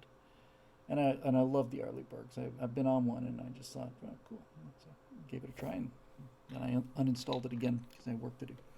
But look, GK, if I can call you that, G, um, the the gaming market is the audience I'm going after. So yes, I don't mean to say I don't want anything to do with it, but in terms of playing video games, I don't think I'm going to be doing that. She was saying, she said live, I was thinking you might enjoy commenting on them from a cinematographer and screenwriter's perspective, which would be cool to do. It would be cool to do. Some of them, obviously, like Fortnite, there's no commentary to be made there. And most of the PvP stuff, player versus player stuff, there's not much commentary to be there. You could make commentary about Call of Duty or some of these other things that have a storyline, a Halo and all the rest of it. One of the Halos, they remastered it. It was the one with the Covenant, and that was a damn good story. And there was one of the I don't know if it was Call of Duty. Can boomers play games? And I've been playing computer games before there were monitors. I played a computer game on my high school computer in 1977 with a modem that was a telephone that you plugged into rubber things, and I played a Star Trek game where it said Klingon ship closing to 4,000 kilometers. What are your actions, Captain? Printing it out. One, fire photon torpedoes. Miss. Fire phaser. Hit a number 2 shield. 16%. Awesome. I had the Apple IIe. I played Flight Simulator 1, where the mountains were, I don't know, the whole area was 2-3 miles wide, and the mountains were a one-dimensional zigzag thing, 3 little landing strips. And I thought it was the coolest thing ever. I would get up 2 hours before work and go to work, and I worked in a geochronology lab, and they had a bunch of Apple IIes, and I'd play Flight Sim for 2 hours. I'd get up at 5 or something. But yeah, I've been there for all of them. And did I ever play the World War I game? I did not. I did spend some time. There have been periods where I spent a lot of time on games. So the 2 or 3 games that I actually played a significant amount of time on were Black Hawk Down, which was a first-person shooter. I played a fair amount of Counter-Strike. There was a predecessor to Counter-Strike that had all these cool skins where you could get dressed up like the Reservoir Dog guys and stuff. And then what was the other? Oh, I was actually really good at Mech Warrior 3. Really good at that. I had a lot of fun on that. I built out a what's it called? Nova Cat, something like that. and I put these monster cannons on this thing, and almost no armor at all.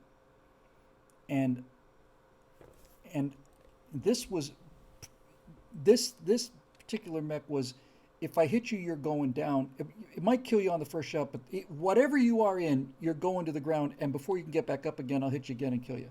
And it was just like people were just having a cow. It's like, you cheat him, not cheating. Here's the stats. Got to hit him fast though. You got to hit him far because this thing didn't take a lot of damage. But I remember having so much fun with it. I actually entered I was in a it was the first and only time I've ever been in a clan. That was fun. That really was a lot of fun. Okay. So anyway, yes. So absolutely, GK. I definitely want to get involved with it, and I'm going to have to parse my time there. But nevertheless, there you go. Brandon Jungert, new Fortunite. Always glad to see new Fortunites. Brandon. Let's go, Brandon. Curious to know, Brandon. Honestly, does the Let's Go Brandon thing bother you? I think it would probably bother me if I was a left winger. If I was a right winger named Brandon, I would be over the moon happy. I just think it'd be the coolest thing. Masks, lockdowns, social distancing, what effect do these have on our ability to communicate and as a result, our perception of reality? Excellent question. Brandon, the data's getting stronger every day. Here in California, I still see, I have to admit it's getting smaller, but I still see people wearing masks in California, inside quite a bit. I still see people, I saw a guy riding an electric scooter yesterday, outside, in the scooter, in the air, with a mask on. I thought, whoa, what a great liberal he must be. Well, that sounds like fun. Send me a link for that, would you, GK? I know you've sent me emails and stuff. I haven't looked at anything. I've been looking at this. Here's the thing, though, Brandon. I see things that break my heart. When I drive to work every day, I go right past an elementary school. And when I'm not sitting in the parking lot for hours just looking at the kids, I drive past them and I see them out they're running around the perimeter of the school, and now 1 out of 8 of them is wearing a mask. They don't have to. The first signs of there being real trouble was when it appeared that kids, when the first schools were opening up and in person and getting rid of the masks, there were reports from teachers saying a lot of students didn't want to take them off, that they felt comfortable behind the mask, they felt safe behind the mask. And being a kid is tough, being a teenager is tough, and many times I had bad skin when I was a teenager. I would love to have had a mask on, but honestly, when you hear that, and when you see kids running and they're not taking their masks off, and virtually everybody else, when they don't have to, I see that and I just said, this is bad. Now, as the data continues to come in, we find that they're having all kinds of behavioral problems. I saw a comment here on the Stratosphere Lounge a couple shows ago that said that they appear to be showing like a 10 to 15 IQ point drop, and I'm not surprised. Our brains and our hands and our eyes, all these things are in a constant feedback loop. And that's why if you don't stimulate kids, if you don't play with kids from age of, but by the time they're 4, they're done. You gotta get those neural pathways going.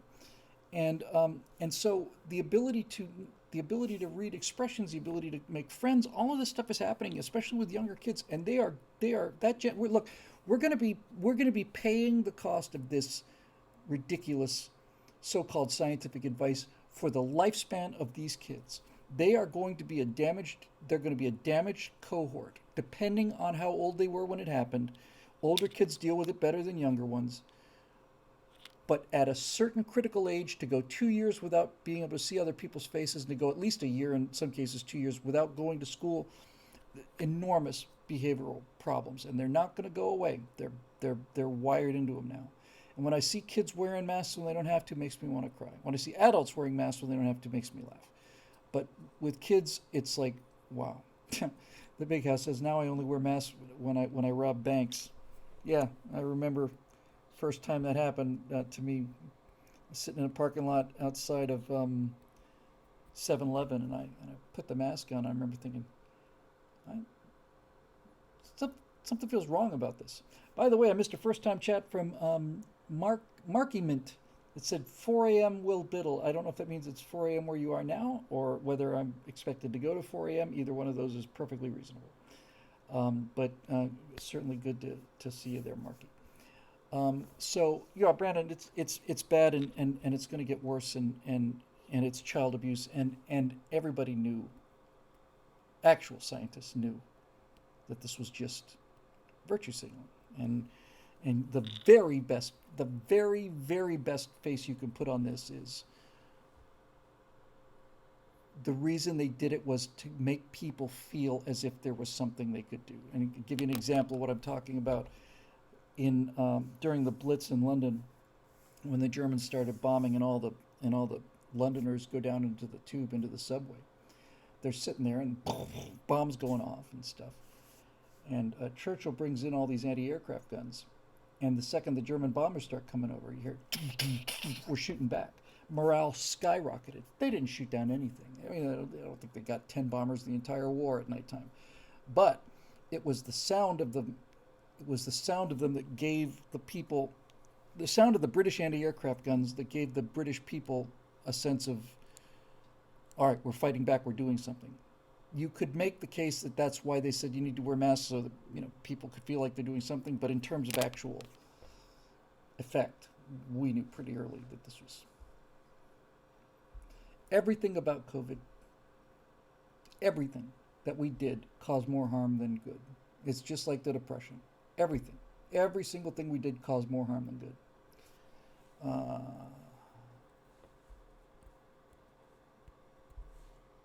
Marisha says, made the point the other week to Brett Weinstein that masks can be used for other things, from cold weather to allergies to dust particles. Yeah, but that's what we have mucous membranes for. The more you isolate yourself from allergens,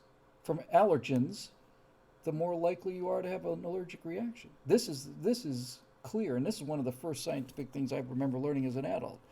Was I saw the statistics, and it basically said that the number of allergies is just skyrocketing, and it's almost exclusively skyrocketing from people who are in urban environments, who live in New York high rises, and mom or the maid, or whoever the case may be, disinfects everything. We're going to disinfect this. We're going to disinfect that. We're going to use disinfectant to clean this thing off. Must disinfect this. Wash our hands with alcohol. All you're doing is giving your immune system the permission to sleep till 4 in the afternoon, and it gets weaker and weaker and weaker. If you want your kids to be healthy, put them out in the dirt. If you want them to be really healthy, put them out in the dirt. Let them cut themselves. I'm not saying cut themselves intentionally. You have a kid who goes outside, scrapes his knee in mud, that kid's going to be fine.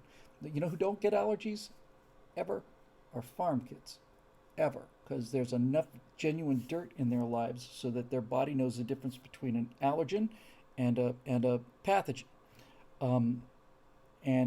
She says it's true to a point, but you can be overloaded. I'm not aware of anybody ever in my cohort, and we played in the mud, in the dirt, and we got banged up and scabs on our knees all the times. I'm not aware of any of us that ever developed any kind of an infection, ever. I cannot remember having an infection. And I when I say I got cut all the time. That's what happens when you go play outside. You fall down, you fall off your bike, you skin your knee, you skin this, you bang your toe, whatever. Step on a nail, that's not fun. But I don't believe I have ever had an infection. In fact, I'm not aware that I've ever had an infection at all. I've had internal infections, but I've never had a cut that got infected. Beefire says, I grew up on a farm, only allergy to have is to penicillin. Okay, but it's not to peanuts, right? I mean, it's allergies and autism, 300% increases, more in the last 10, 20 years, something going on. And I think I got an answer on both of those things. Fiery Waka says, I hated the tetanus shot worse than stepping on a nail. Yeah, that hurt. I mentioned this a couple episodes ago, and it rang a bell for a couple people. If you didn't hear it last time, I'll get it to you real quick. My mom I'm not sure about my dad. I know for a certain fact my mom, her entire life, had two scars the size of dimes on her arm here, and they were the result of inoculations. And I don't remember what they were for, but people at a certain age cohort, my mom's age, you used to see them all the time out on the beach. I'd see people that were my mom's age. She was born in 30, uh, and my dad was born in 25. And was it smallpox? Yeah, thanks. These injections created a pretty significant uh, scarring there. And you look at this, and I suppose on some level it bothered people. Women especially don't like being having scars on them. But I think every time I ever asked about it, they always said, "I'd rather have this than polio." Now we're finding out who has them and who doesn't. Some of them have them, and some of them say, "My mom had that. My dad had that." Anyway, fun with inoculations. Wow. Great. There's Henry Lumley. Hey, Bill, you got some cool merch. I'm loving my new sweater. It says fully stacked. It's a picture of the Starship and Mechazilla. This is from Marcus House on YouTube. I really recommend this channel for SpaceX news. He puts out a weekly summary on Saturdays. He's just the best for keeping up to date. And then here's a link to something called First to Fly, the boosters test success. So apparently they're getting ready to launch that thing. And Henry, I'm assuming that's you in the picture. And I have to tell you, if it is you, you are half the age of what I thought you were. I thought you were a kindly old gentleman who had nothing else to do but feed pigeons and moderate the comments section. And you, sir, you are a steely-eyed missile man. You look a bit like what's his name? The brain's not in top gear today. Who's the host of Smarter Every Day?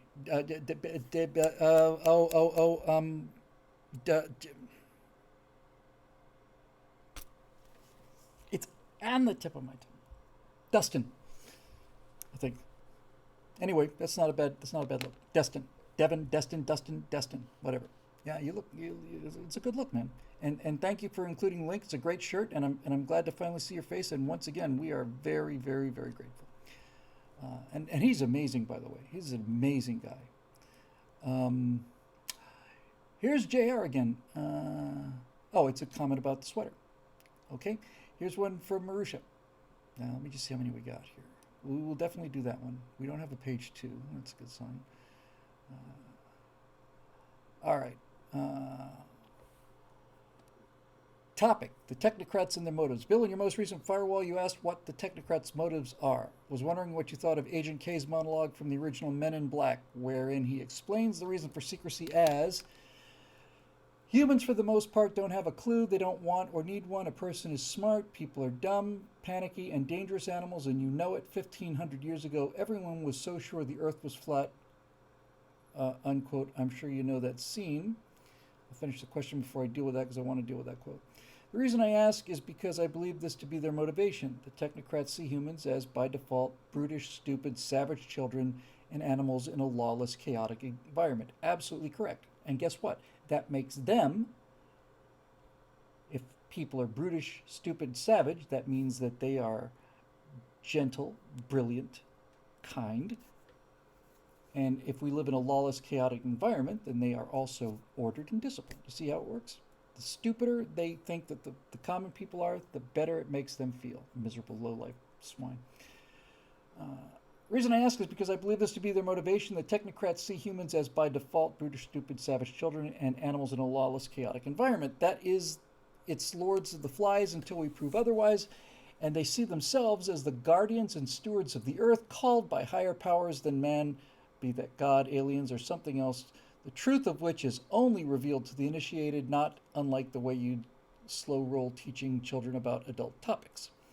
When I studied law, we were taught that their worldview included the idea that we humans are but renters of our bodies, the earth, and all things in it, the true owner being God. and that humanity is engaged in a celestial and spiritual war that we mere children aren't ready to know about. I'm sure that initially sounds crazy, but it's really not. It's dissimilar from the things I've heard Zoe and Alex Jones often speak about, an occult spiritual war wherein the powers that be demand blood sacrifice, just that the elites came to an authoritarian conclusion rather than a libertarian one on what the final solution is. To a large extent, I'm going to argue they're right about us, given how we generally behave. I'm sure you'll counter with the familiar ox story, but I think it's important to give the devil his due, also while bearing in mind the fatal flaw in their worldview which separates us from them. Okay, let's go back to the quote, because I agree this quote does represent the elitist worldview from... so this is an elitist writer speaking through Agent K in the first Men in Black movie, which was a really great movie. Humans, for the most part, don't have a clue. About what?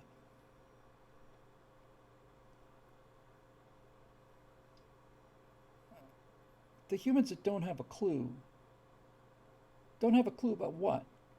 Certainly, the humans that are out there, the clueless humans, they know more about milking cows than you do. They know more about changing the oil on a car than you do.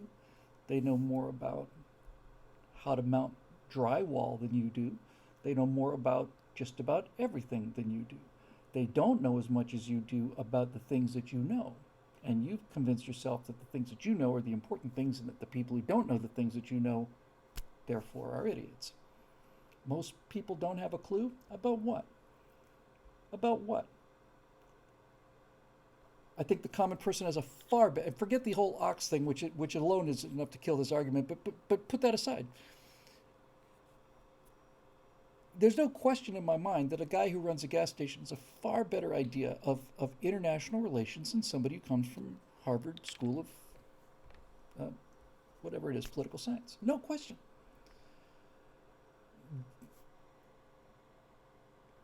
This all comes down to the thing I've talked about many times, where you still see it. Leftists will show a picture of Einstein and a quote of Einstein that says, you cannot simultaneously prepare for war and have peace, something like that, right? Whatever.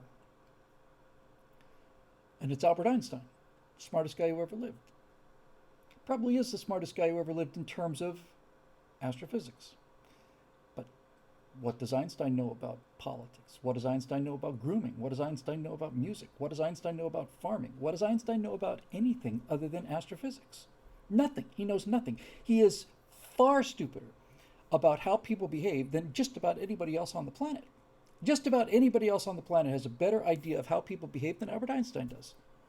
And they wanted to make him the president of Israel. There would be no Israel if Albert Einstein was the president of Israel, because Albert Einstein would assume that people behave like particles, and they don't. They don't. So the entire premise is flawed, and it's flawed for the same prideful reasons that the rest of their virtue signaling is done.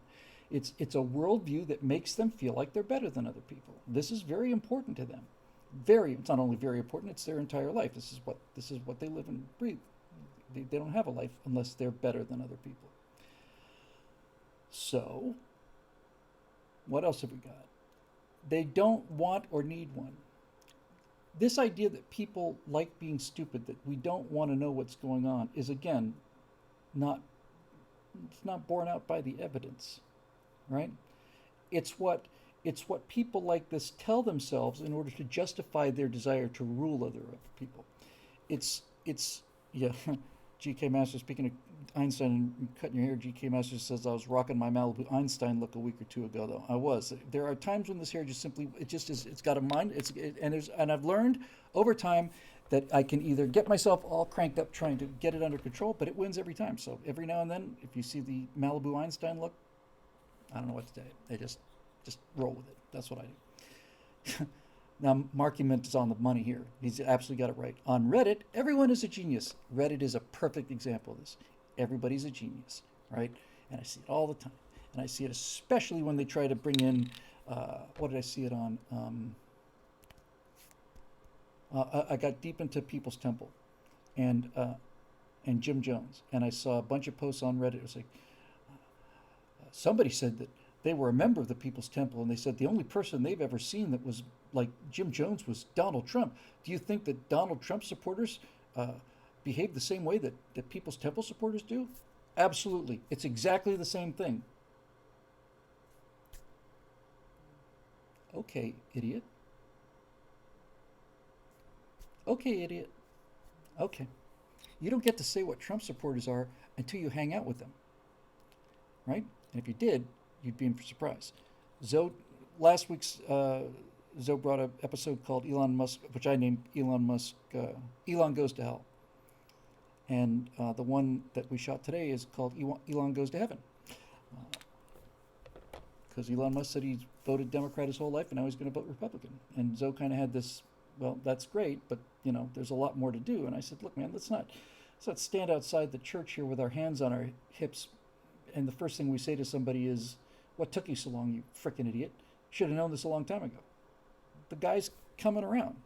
Zoe got his politics before he got his spirituality. So did I, and so will he.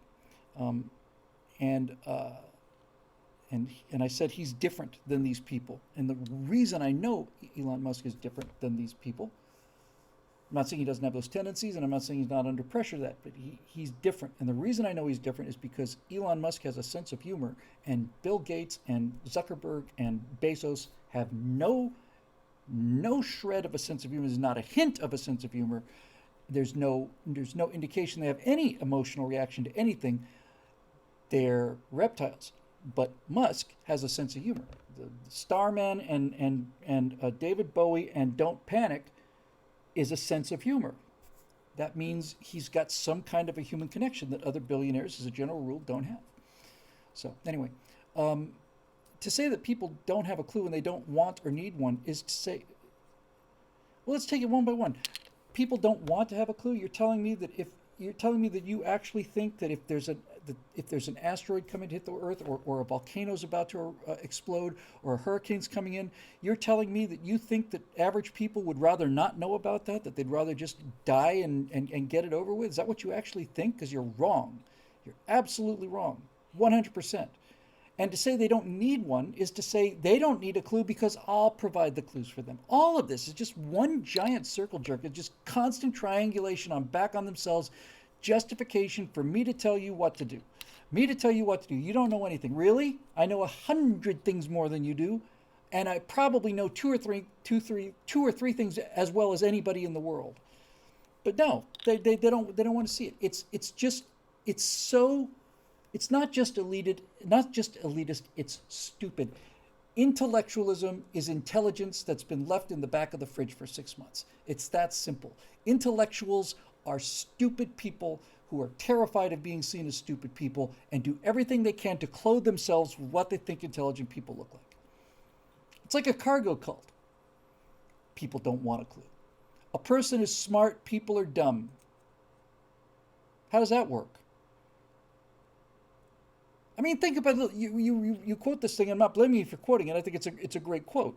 But to say a person is smart, people are dumb, panicky, dangerous animals, and you know it. I don't know it. I've seen panic people. I've seen people panic. I've seen people do astonishingly stupid things. But it depends on the people. I recall a story about an ocean liner that went down, and while there were isolated incidents, by and large, people stood there and let the people who were most in need get on the lifeboats, and the rest of them just sat there and went down with the ship. I saw United 93. I saw a half-full airplane of ordinary Americans pull it together and defeat the A-team that had been training for 5 years. There's nothing special about it. It wasn't a team SEAL team on that thing. What people are you talking about? If you treat people like sheep, they'll behave like sheep. If you treat them like individuals and citizens, they'll behave like citizens. It's not so hard. The reason they're so against this idea is because they don't like the idea of citizens. Citizens don't get told what to do. Citizens have their own lives, and they tell other people, this is what I want to do. You do what you want to do as long as it doesn't affect me. If there's something we have to deal with in common, let's come to an agreement, and we'll find the least disgusting compromise. But this is to say people are dumb, panicky animals. Well, to the degree that you can show evidence of people behaving as dumb, panicky animals, it's probably because you treated them as dumb animals before they panicked. If you treat them like people, they will respond like people. I'm not aware let me look. One of the most influential things I ever wrote, and it was a long time ago, was called Tribes. It was right after Hurricane Katrina, when people were saying Bush, intentionally let people die in the Superdome. There were rumors of cannibalism. There were rumors of people starving in there. Right after Katrina in New Orleans, right? And they were saying exactly this kind of thing. That people were animals and savages and murderers and rapists. And I said, my people aren't. Your people may be, but my people aren't. My tribe doesn't behave that way. My tribe doesn't rape people in the Superdome. My tribe doesn't let people starve to death. My tribe doesn't do any of those things. My tribe, in a situation like that, starts rationing food, finds doctors, provides care, provides security. My tribe behaves like citizens. And that's why I wrote Tribes. So, where do you get this? One thing I've noticed that the people who are the most against gun ownership, when you get down to brass tacks with them, why are you so opposed to people having a gun? You almost always hear this every time. Almost always every time. Well, if you had a gun in the house, what would stop you from getting angry and killing the person you're with, or what would stop you from killing yourself? Not funny. Never occurred to me that I would use a gun to kill somebody or kill myself. Never occurred to me that I would get into an argument that would get me so angry that it would cause me to shoot somebody. So where's this projection coming from? What is it you're really afraid of? What you're really afraid of is you're afraid of your own lack of self-discipline. You're afraid of your own impulsiveness. That's why you're a liberal, right?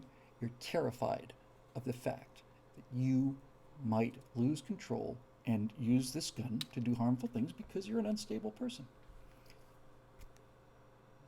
Any other questions I can help you with? Because the gun owners that I know are the most, they're, happy coincidence, the two safest places I have ever felt were on a shooting range and at an airport. And the reason is because while both of those can be extremely dangerous activities, I have never been around such professional, careful, disciplined, serious people as I have been in an airplane and on a shooting range. So, what kind of people are you talking about?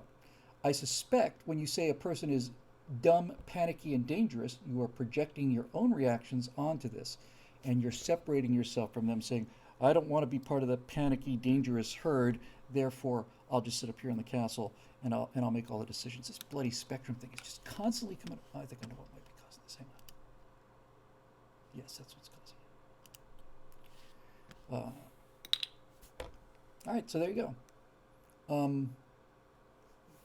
And be as afraid as you want to. It's none of my business. I don't care.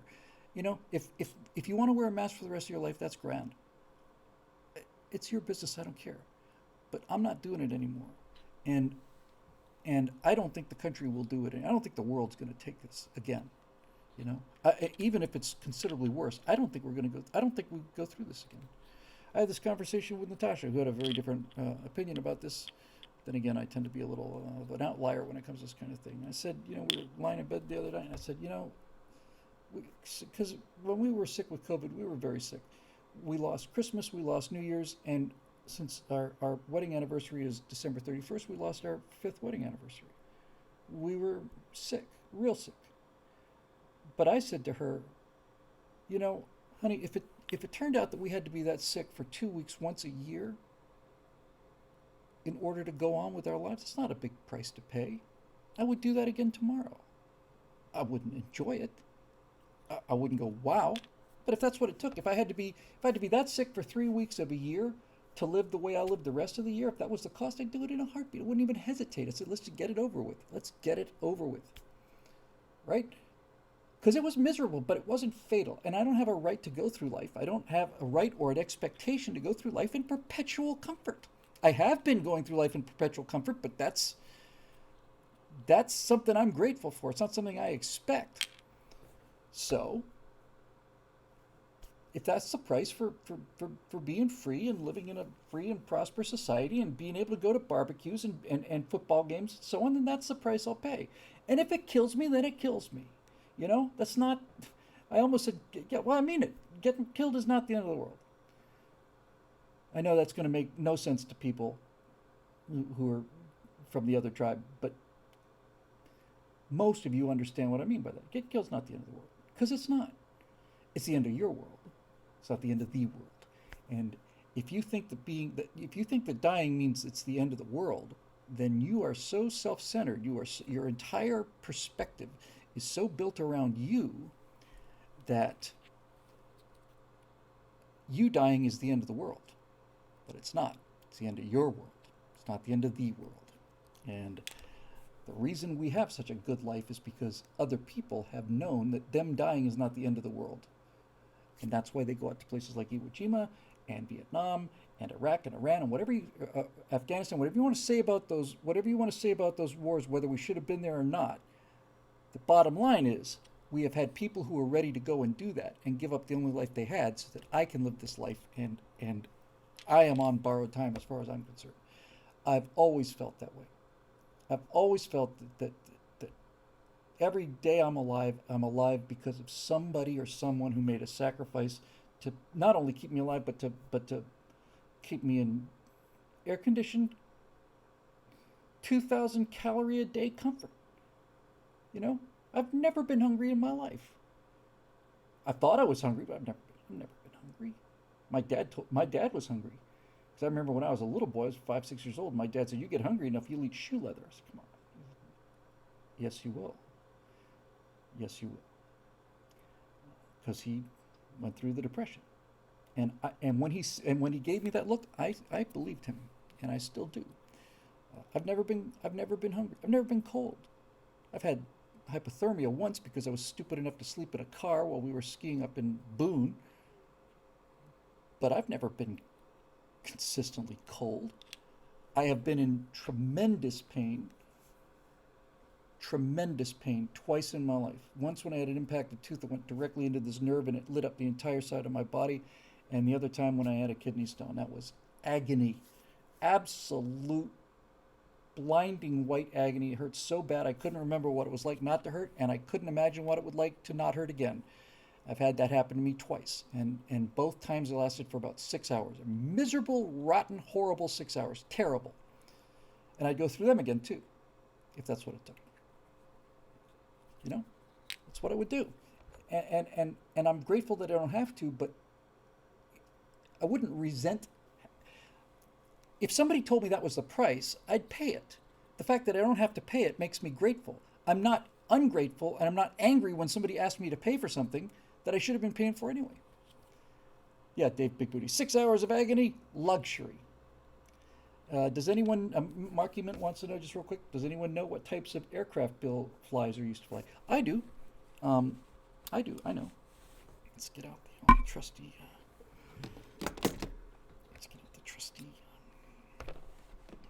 and I think we'll end with this, and I'm going to have to Jamud. I'll get one more question, and then we'll call it a night because we're approaching 3 hour charge. What kind of airplanes has Bill flown? Well, let's go to Pilot Pro and find out. Turns out Bill has 975.7 hours of total aircraft time. He's got 899.4 hours in single engine land. He's got 71.3 hours in gliders, 5 hours in a simulator, 364 hours of cross country, 77.5 hours of nighttime flying. That's a pretty decent percentage of night flying. 92.2 in high performance, 118.3 in complex, and so on and so forth. As far as the aircraft goes, this is fun. I have flown Sky Arrow, Velocity XLRG. I'm not going to do the fingers anymore because I don't have many fingers. Sky Arrow, Velocity XLRG, DA40, which is a Diamond Star. A Cozy, which is a side-by-side canard. A DV20, which is the Katana. A PA-21/6, it's a Piper. A TB-20, which is it's that French airplane whose name escapes me now, I think. Long Easy, I've got some time in a Starship. I've flown a P-281. I've flown a PA-2BR. I've flown a DA-20C, which is actually the Eclipse. It's the upgraded engine version of the Katana. I have flown a single engine Velocity, and then I've also flown in gliders. I've flown a Grobe 103 Twin Aster. I've flown a Grobe 102. I've flown a DG 505. That's a monster. That's a beautiful machine. I've flown a Schweitzer 233. I've flown a Grobe 102. I love that airplane. I think I've probably flown. I think I've probably flown. I think it was 22 different aircraft types. It's not bad for a private pilot, actually. Um, Name the ones that failed on you. The Velocity failed on me. The Long Easy failed on me, and the Eclipse failed on me. Sorry, the Diamond Star failed on me. Diamond Star, I was going to say it was partially my fault, but it actually wasn't. The Diamond Star was the first engine failure I had. I was flying in Prescott, Arizona on Christmas Eve. It was overcast and cold. What do I know about carb ice? There's a carb heat lever uh, in uh, carbureted piston engine airplanes because the carburetors are venturi and ice can build up there, and if the ice blocks the air, then there's no air into the cylinders, and without air you don't have any power. So you're supposed to turn on this carburetor heater that heats the carburetor using engine exhaust air when you get into potential icing conditions. So I was flying in what turned out to be icing conditions, although I didn't know it. I didn't see any ice. There was no sign of any ice, but I was climbing out of Prescott on a touch and go, and the power was down. And I was like, we're losing power fast. It didn't just stop. We were definitely losing power, not making enough power to climb on. We were barely hanging on. And so I reached down, pulled the carb heat thing, the first thing I did, and in no difference. So I just limped this thing around the pattern. I was prepared to go downhill at Prescott, one of these runways.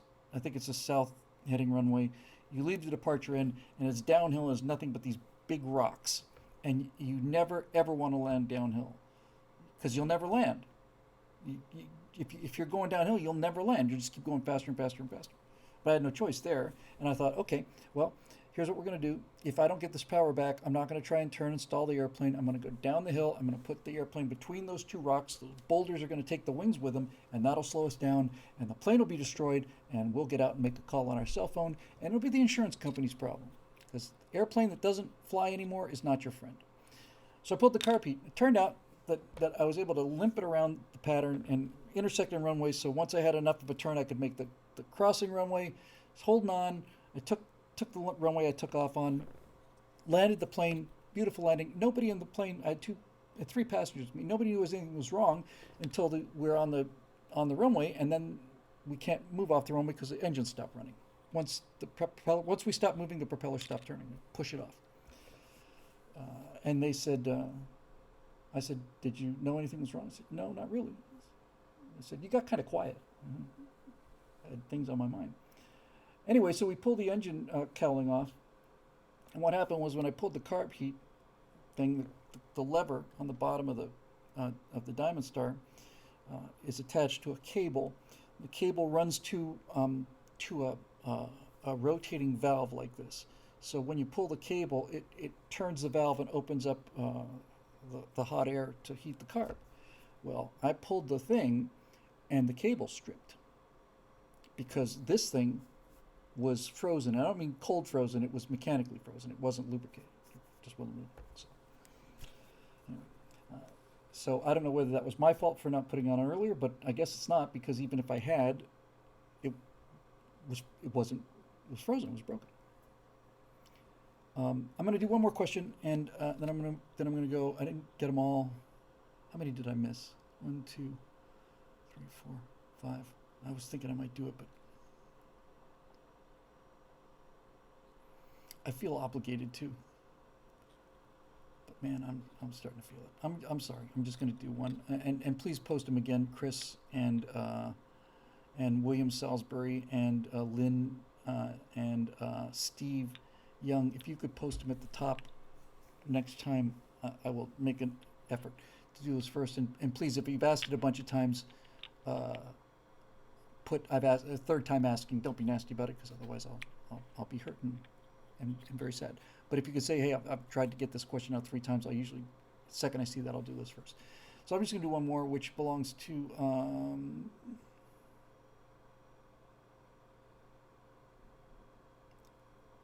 Jamold. Greetings, Bill, and praise Vectron. Hail Vectron and his Golden Claw. In a previous episode of the Stratosphere Lounge, you say you no longer play Star Citizen due to development not going anywhere for some time. Have you played Elite Dangerous? I have not. It's also a space sim. I'm very familiar with it. With a lot of the same features, such as full-scale planets and planetary landings. From what I've seen, the developers seem to be adding new content regularly. I hear the flight mechanics in Elite Dangerous are better than Star Citizen, but I can't speak to this myself as I haven't played either of them because my PC's a potato. Same argument about putting away the Star Citizen applies to Elite. It looks great. And the thing I like about Elite is that apparently there are virtually unlimited number of solar systems. You can fly to all of them. They're procedurally generated. There's not a lot there, but nevertheless, there are people reporting planets that they've discovered in Elite, and Elite's been out for a long time. And Elite is starting to get to the point where you can walk around on the planet. It used to be you could just sit in the cockpit of the thing or get in a rover. So they're kind of coming along. Yeah, Eric says I should do a flying episode only so I can talk about other things. You're right about that. But and there's a lot. I played the original Elite on the Apple IIe, and that game was fantastic. I loved that game. Loved it. But I did. It's just probably time for me to mention this about the Star Citizen and the development. Look, there's Star Citizen is fascinating because it's really, really fascinating. There's no question that Cloud Imperium Games and Chris Roberts has been aware that the promises that he's been making for it's been 10 years in development now that these things are not going to happen. Star Citizen has been saying things like we will have Squadron 42 out by next year, and they've been saying that for 6 years, 7 years now. They need a technology called server meshing, which may never work, but they keep saying it's right around the corner. I put it down because it was taking too much of my time, but one of the reasons I put it down, because I was very much into this. I went to CitizenCon, I want to say, was it 2019 or 2018? I think it was 2018 in Texas. And all of the stuff was coming this year. Next year we're going to see a new solar system. We're going to see the Pyro system. We're going to see this. We're going to see this, and this. And they had their timeline. They had their expected progress. And what I learned over the next 6-7 months was they kept taking things off of the roadmap, and the things they would take off were big, and the things they would replace them with were very, very small and very, very easy. For instance, one of the things was they were going to do like salvage. That's great. We take salvage off, but we are putting in prison systems. That's just a level, right? I mean, it's just a level. Yeah, it's a level. Seems pretty easy to me. Mm-hmm. We're gonna keep adding all this stuff, and then and as time went on, and I'll stick to my guns on this. The more money and the more time they have, the slower they go. Eventually, they'll have all the money in the world and they will completely stop. So a lot of people out there think Star Citizen is a scam and that it will never be delivered, and they may be right. On the other hand, some people think, and I'm one of them, I got plenty of enjoyment out of this incomplete game that probably will never be anything like what they said it will be. I had a lot of fun. I drove around alien planets with friends of mine and got out and walked around and drove rovers, and that was a blast. But the promises that were made, you could say were made in good faith, and look, I'm a champion of this, right? Myself. Always underestimate how much time and effort things are going to take. But there comes a point where, you've got $400 million in 10 years, and you're doing less and less and less and less and less. And Chris Roberts disappears for almost 2 years, Now, there's something really rotten there. And I'll close with this because it's important. We're about to release this animation. We're going to push hard for members and one-time donations so that we can finish this animation. And with the finished animation, we will then take this and then we'll go out for serious money. And my hope and goal is to do a really excellent science fiction series crowdfunded. But I have learned an awful lot of lessons from Star Citizen, from watching Star Citizen for 5 years now. And this is important. One of the biggest lessons I've learned is the more money you have and the more time you have, the more money you will spend and time you will spend. And that's the lesson of Star Citizen. Yes, colonies. The more money you have, the more money you will spend. The more time that the people give you, the more time you will take. And that's not a surprise given human nature. You would think, and Star Citizen basically said, look, the more money we have, the faster we'll go. It's the same for me with my radar too, CP Tomes. They came out and said it. Robert said it a bunch of times. The thing about us getting more money is that's great. We'll finish earlier. We can put more people on the job. That seems to make sense. It doesn't work that way. Human nature is not that way. So when it comes time to do a crowdfunding for the colonies, I am going to ask for as much money as we need. And once we get to that number, I will not take any more. Now that is going to require crazy discipline. Crazy discipline. But look, Star Citizen originally asked for, what was it, 600,000 or less even? And the next thing you know, he's got like, maybe it was even 300,000. I don't know. But all of a sudden, they've got 5 times what they were asking for. And it just kept coming. And they just kept taking it. And so they kept adding stretch goals. To be fair to Chris and CIG, we say, if we get to this point, we're going to add this. Do you want us to add this? People said yes. How many of the people? Who knows? But okay, we'll get more money and then we'll deliver more stuff. But it didn't happen. The thing still doesn't, the flight dynamics still don't work. People still disappear into walls. You should have gotten that fixed first. You know, you should have gotten the fundamentals first. And he didn't do it. He built that cathedral from the top down. And there's no question about that. You know, if you can get the fundamental flight dynamics working, just do that first, then people can go have fun with that, and then you can add stuff, and then they'll have fun with new stuff. But it just didn't happen that way. And there's an argument to be made that, given the amount of money they charge for these ships, there's an argument to be made that it is in Star Citizen's economic interest to never finish the game, as long as people they raise more money every year. And so if you continue to make more and more money and deliver less and less and less, what are you being incentivized for? So look, again, I want to be fair.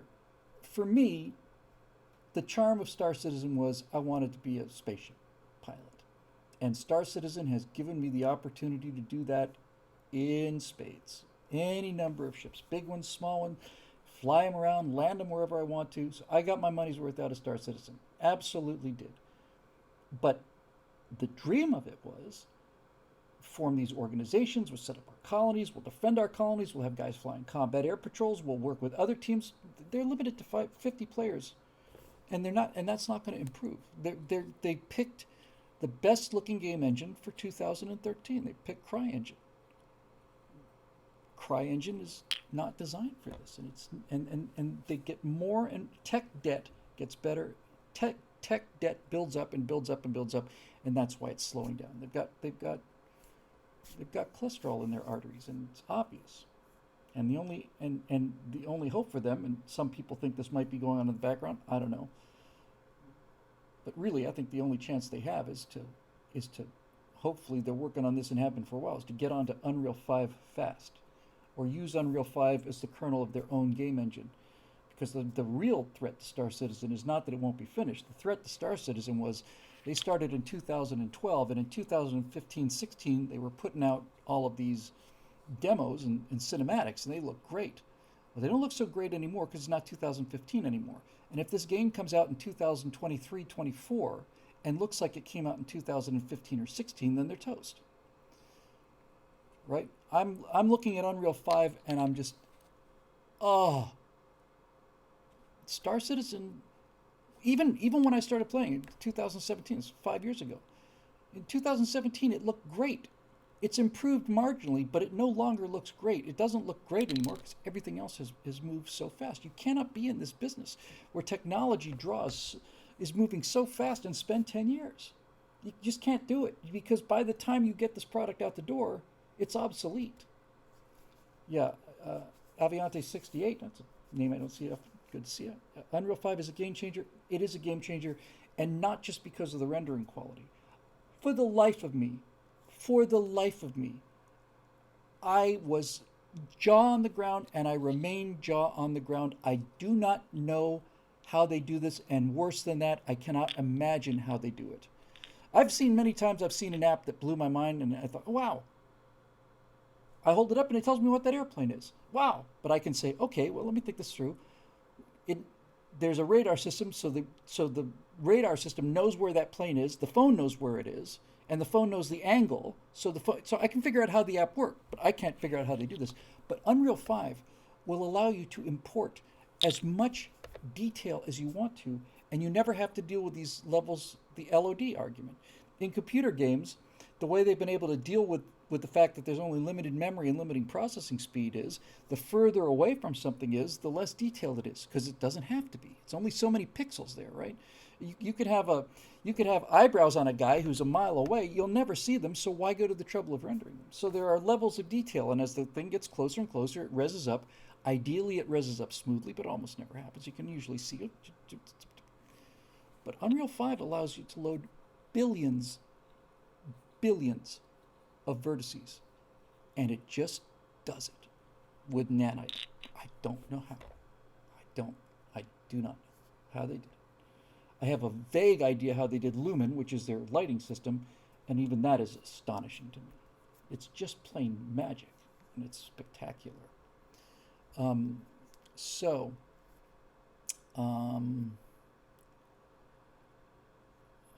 let me just deal with Justin's question here because it's great. Anyway, look, I wish Star Citizen the very best, and I can't say it often enough. I think I was lied to. I think people are continually lied to. I don't think it's going to be what they said it was going to be ever, and I think they've known that for a long time. With that said, I had a lot of fun, and I got my money's worth and more. Okay, I'm just going to deal with this one because it's nice, and then I'm going to go to bed. Sorry. This is from Justin Whitsett. Bill, I wasn't able to watch last week's Stratosphere Lounge, so belated congratulations is in order to you and your wife on her becoming an American sister. Thank you very much, and again to all of you. I heard you mention it was getting hard to send money to her family. It's impossible, actually. Have you thought about using crypto to send money to them? I had not. It would get rather involved, and you would have to make sure her family knew what they were doing, but neither government would be able to stop it unless they turned the internet off. That is a fabulous idea. It's a fantastic idea. I know nothing about crypto other than I know what it is. I haven't dealt with it at all, but this is not a terribly complex transaction. I could do the research on this in probably half an hour and figure out how to do it. That's a profoundly good idea, Justin. I will look into that. Thank you. That's really, I don't know why that never occurred to me, but that's the whole purpose of crypto, right? If you got an internet, you can do it. I suspect that if there is a problem with it, the problem will be cashing out the crypto for rubles, and certainly I don't think they'd be able to get dollars. But there must be some people that would do it. Dave Big Booty says, Stratacoin. Yeah, let me tell you about my new idea for an NFT. I'm going to be starting my own cryptocurrency and my own non-fungible, and I expect to be a multi-billionaire out of it. I've done a sketch on something using MS Paint, and it's completely unique, and it's going to be digitally locked, and I'm asking $600 million for it, and I'll go down to $300 million, if the market. It's tough. Marky Mint says, I make adventure games and don't have a dialogue system. Good for you. We have Marsha Dark says, we'll call it Billcoin. That's got a nice ring to it. Stratacoin. I lived through the dot-com bubble. I had started working at a company called is.com. It was one of the tech startups. It was online fulfillment. And they got a very clever idea. Let's make a TV show, and the TV show will feature all of our products. And then we'll do really cool segments, and we'll buy time at, infomercial time. You may remember that if you're old enough. We will do a TV show all the cool stuff we're doing. We'll run it late at night, but people are still up. That'll drive them to the website. They'll buy stuff. Well, they put a lot of money into it, millions into it. And I worked on the TV show. And the guy who was the internet genius behind this, big name, said, I was working as a production manager a post-production supervisor, and I was the last guy out of the building, and he's the guy's the owner of this thing. Comes by at like 11:30 at night. He says, "Oh, you're still here?" I said, "Yeah, just wrapping up some stuff, Lee." He says, "Bill, I want to ask you a question." I said, "Sure." I said, I'm having a problem. I don't know how to figure this out." Okay. Um, we wanted in our first month open, we wanted the TV show to drive 20,000 views to the website in the first month. It's driven 250,000 views. So you're more than 10 times better than what we were doing. That's fantastic, man. I'm on the TV and that's great. I said, so we wanted to get 20,000 views and we were hoping for uh, 4,000 in sales. Or 8,000 individual transactions, something like that. Or 10,000. I said, okay. And he said, what have you got? And he said, well, we got 8. I said 8,000 is not bad. He said, no, we didn't get 8,000. We got 8. We had 8 transactions on 250,000 views. Any idea why? He's a .com genius. He's one of these guys that was just huge name. Well, to be honest with you, Lee, I think I could think of 2 things. First of all, we're selling clothes. One of the things we sell is clothes, right? People don't get to try clothes on online. People want to try clothes on. Now, if we were selling packages, if we were selling like combos, that we were selling the fashion, that might be better. But we're not doing that. We're just selling individual clothing items, and they can try them on at the mall and do that. And the second thing we're selling is electronics, and the electronics cost slightly more than they do at Best Buy, and they don't get to try those out either. And he looked at me, and I could just see like somebody lit a candle in a dark room. Like, that never occurred to me. And I'm thinking, you're the internet genius. You're the guy that put millions of dollars into this thing. It never occurred to you? Nope. Which is all the evidence you need, folks. I'm not trying to single them out. All the evidence you need to know that ain't nobody knows nothing and ain't nobody in charge pulling the levers. There are people trying to, but the higher I got up in show business and kept seeing, now's my chance to go behind the curtain and see how the things are. You get behind the curtain, and you know who's running the machine? Nobody. There's nobody running the machine. Nobody knows nothing. So, anyway, did I watch Apollo 13? Yes, I did. I saw it a long time ago. Proud to say there's 2 name drops in one episode, which is well above the average, and I'm sorry to do it. But I'm close friends, I would say, with Gary Sinise, and he's just one of the best guys in the world. Do I have? I prove these things every now and then to myself, mostly. Put on my reading spectacles. Yeah.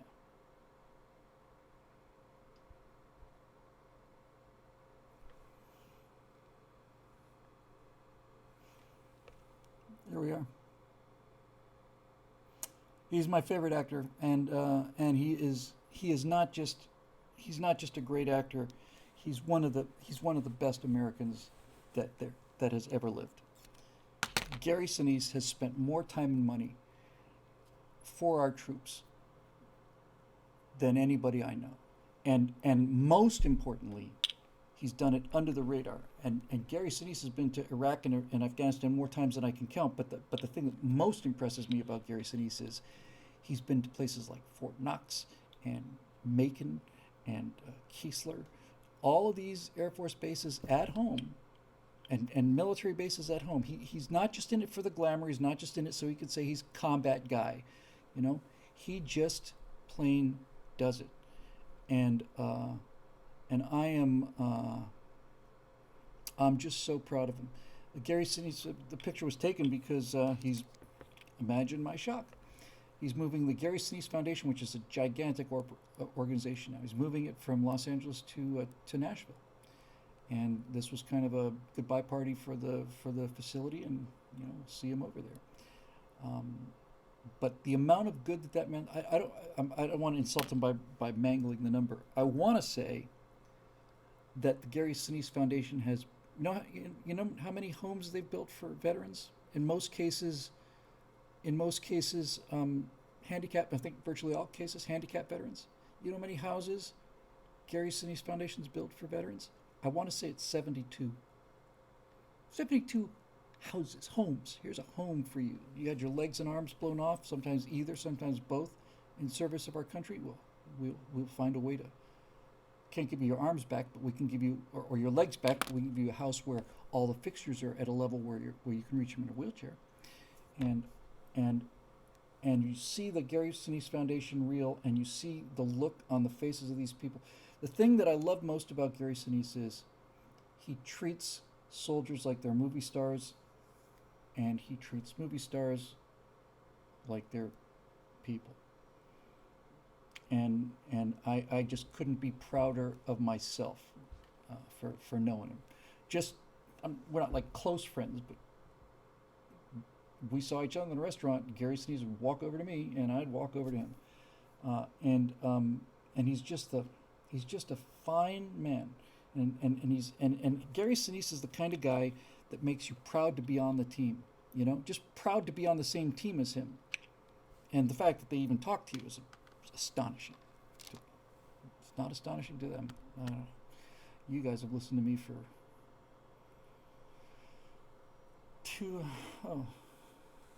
well, for those of you watching live, because we did do a fair amount of stuff before we recorded this one. Live has been for 3 hours and 25 minutes. Recorded has been for 2 hours and 40 minutes. So the show felt like a 3-hour show because it has been. But those of you watching on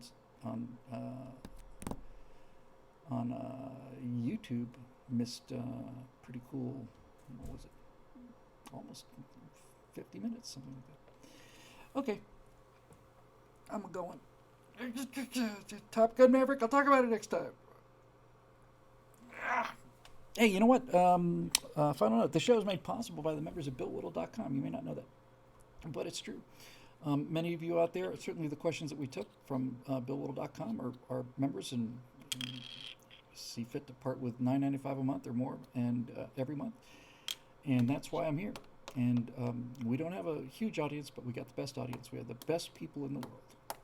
Absolutely the best people in the world. And it actually even considerably exceeds my my pride in knowing guys like Gary and Adam Baldwin and John Boyd. Just the quality of the people we have here are utterly fantastic. All right, I'm gonna post this baby and get back to work on the other thing.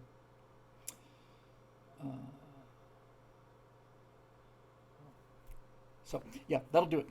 Thanks for joining us. I expect we will see you next Thursday. And by golly, after talking and flapping my jaws about this for years and years and years, I'm going to have something to show people, and I think it's going to knock their socks off damn well better.